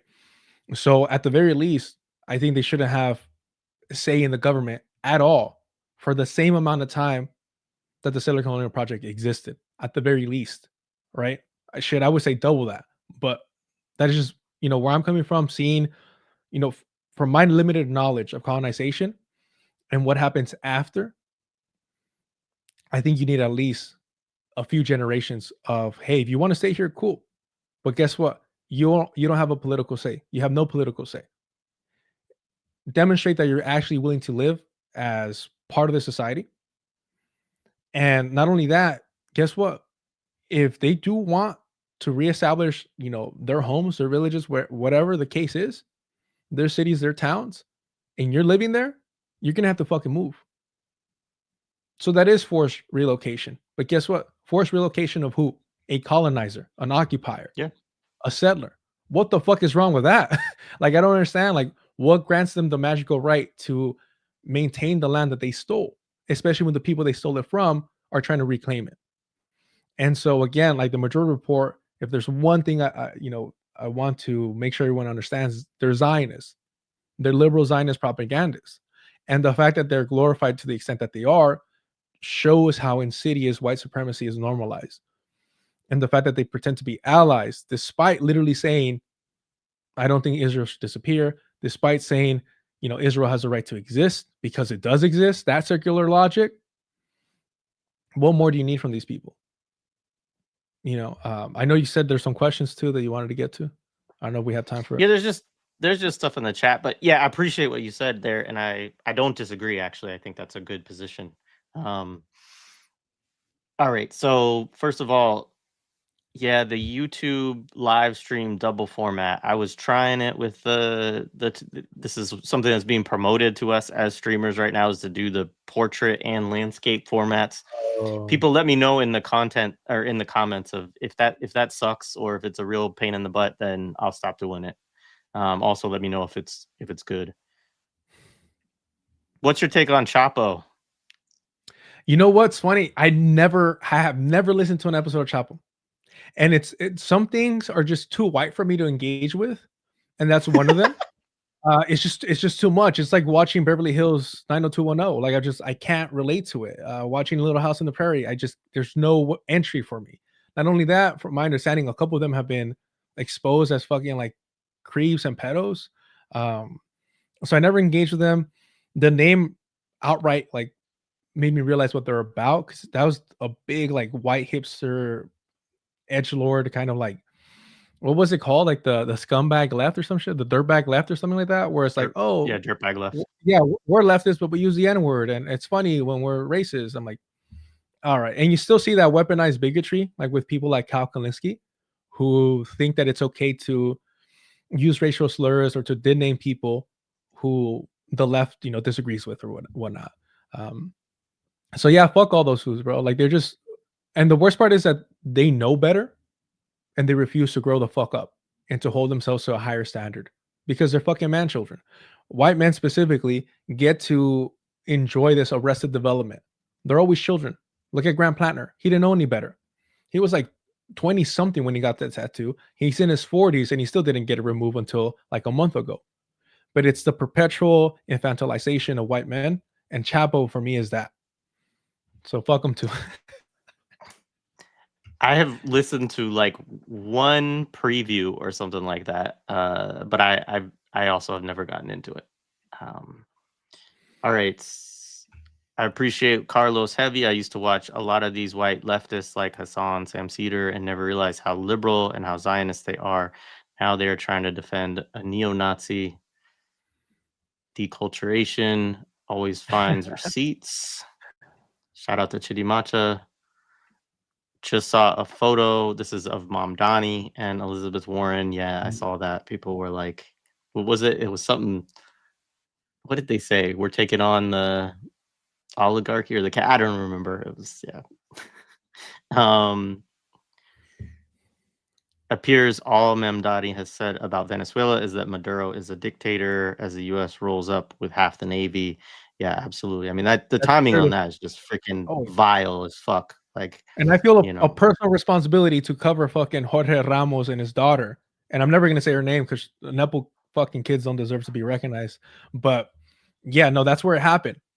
And he called it the Miami baptism, to denounce Maduro, to denounce Cuba in general. Because for them, the ghost of Fidel is still running Cuba, in case nobody knows. That's how fucking brain rot these people are. So you have to denounce it. They don't even bother to mention who's running it now. So yeah, Mamdani saying that he's not just aligning and collaborating with Zionists, but he's also contributing to the U.S. empire and that propaganda. And again, so all these people, these Bernie Sanders acolytes, they're national socialists. That's what they are. They're democratic socialists is bullshit. They're national socialists. Bernie was just on a podcast congratulating Donald Trump for his crackdown on the border, and he claimed that it's not that difficult to do, and that Biden and none of his predecessors have done it. Biden was proposing a bill so reactionary that Lindsey Graham, a fucking grand wizard of the Klan, was telling his peers, we have to vote for this. And it was only Donald Trump that prevented it. It was only Donald Trump's pursuit for power and to make it part of his campaign that prevented it. And we've seen a couple of times where the Republican Party's desire for power has prevented the Democratic Party from going further and further to the right. Like they're both fighting to be further right. It's quite embarrassing. So for Bernie to say that on Tim Dillon's podcast, but to say that, to praise Donald Trump while ICE is kidnapping people off the streets, he's a national socialist. But once you realize that he's a Zionist and that Zionism is white supremacy, it's no surprise why he glorifies Donald Trump. It's no surprise why suddenly the Bernie Sanders acolytes, Crystal Ball, Sam Seder, Emma Vigeland, Hasan Piker, are defending a neo-Nazi. It's unsurprising once you connect that shit. I think I know who this is. Shout out to David Chavez. That interview was brutal, but as Jared Ball said in the interview, he doesn't study any radical history or even cared about Black radical scholarship, that he has been critiquing liberal identity politics. Yeah, that has been critiquing liberal identity politics, right? Yeah, absolutely. And then yeah, I think this was in the same interview. I mean, I'm sure it's not the only time that he's just let the N word fly, but I think he did let it fly a few times on Black Liberation Media, just for, I don't know. Well, all these white leftists were defending him using the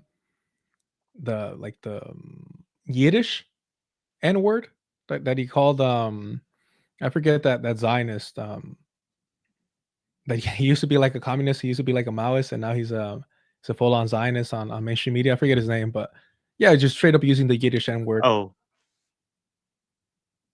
I was gonna say that could apply to a few people. I mean, Van Jones is definitely Van Jones. That's what it was. Yeah, he called Van Jones like a pimp and all this stuff like that. It's weird, but yeah, the way he fetishizes Black women, he's done it to Brianna Joy Gray. He did it to Angela Davis in that interview with Dr. Ball. He's just a fucking creep through and through. I'm glad that he has a miserable fucking life. I'm glad that he hates his life. You could tell he hates his life. So yeah, fuck Norm. Yeah, I'm glad he didn't get tenured. Just to clarify, we are talking about Norm. Yeah. Yeah.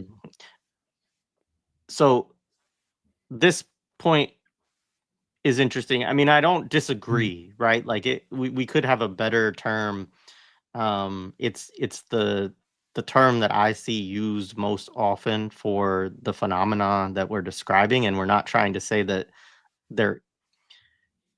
I would agree that, well, actually, here's my, intend to agree, but I also think that people have a bad understanding of liberalism and think that liberal means something positive, right? Or think that liberal means that I mean, there is a contradiction, I think, in the idea of liberal Zionism, right? Because but you could have a liberal Zionism because it would mean exactly kind of what we're talking about, of kind of like an equal rights framework within Zionism, right? So a non-apartheid Zionism.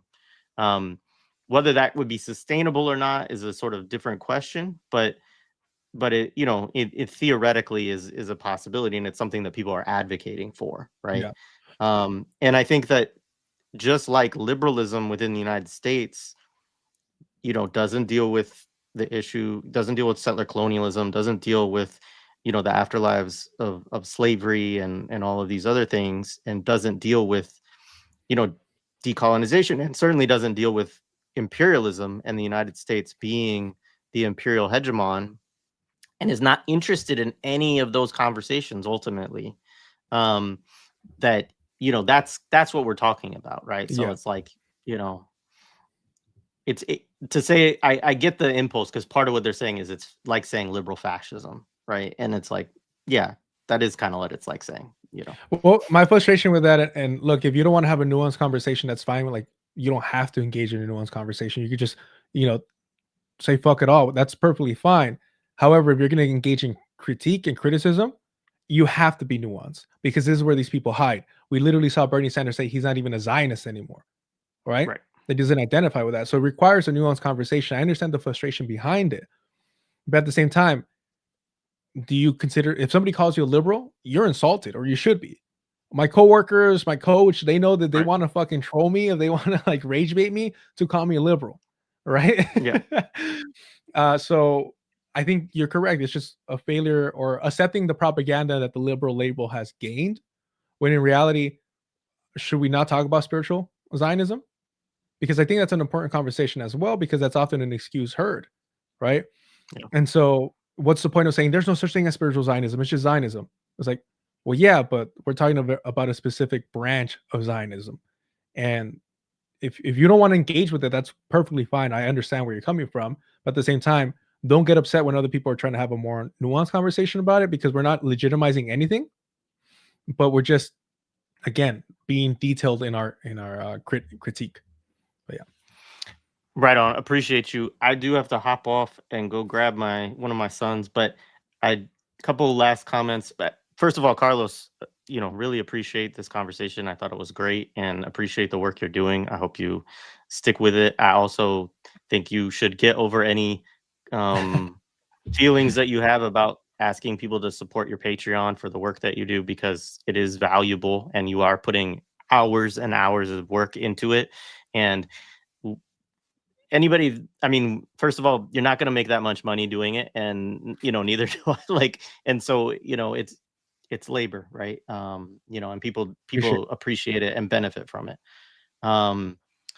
Thank you for the super chat. It was, I thought, all of those things, and yes, free Palestine. Always. So yeah, I need to catch up on this, and also Two Black and I have something in the works as a part of this series. Shout out to Rasul Mawat as well, who I know has been involved in this. But yeah, I'm sure it's excellent, as is all of their work. I don't think the reference when there's often a call for a Palestinian Mandela. I know that Marwan Barghouti is sometimes referred to as the Palestinian Mandela, but I don't think your comment, unless I misinterpret it, was you specifically like referencing that. Yeah. Yeah. Thank you. And yeah, some people had talked about some weird stuff with Mark Fisher. Again, RIP, but I guess I haven't delved that deeply into him as a person. So if he did fucked up shit himself, then we don't excuse that either. Well, that's why Michael Brooks is overrated, man. Like, not just him, but his how he worshipped Adolf Reed. You notice a lot of white leftists worship Adolf Reed, and it's like there was a lot of signs that he was also going to go into the North Eco scene, like anti-woke route.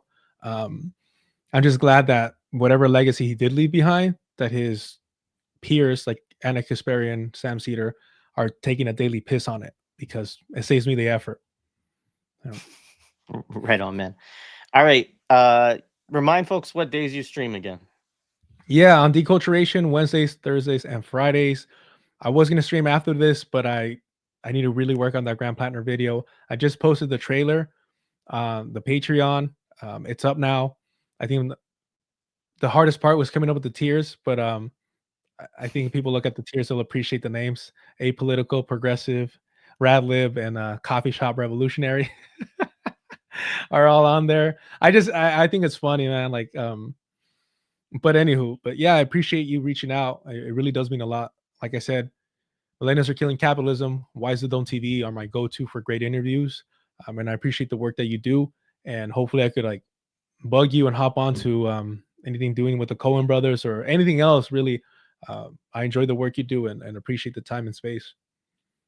Yeah, man, I would love to have you back on. We can do some more stuff. This was really good. And yeah, again, appreciation for what you do. I hope people, if they are not subscribed, there's links in the show description. Subscribe to the channels. And yeah, man, this was great. Thank you. All right. Peace. Peace.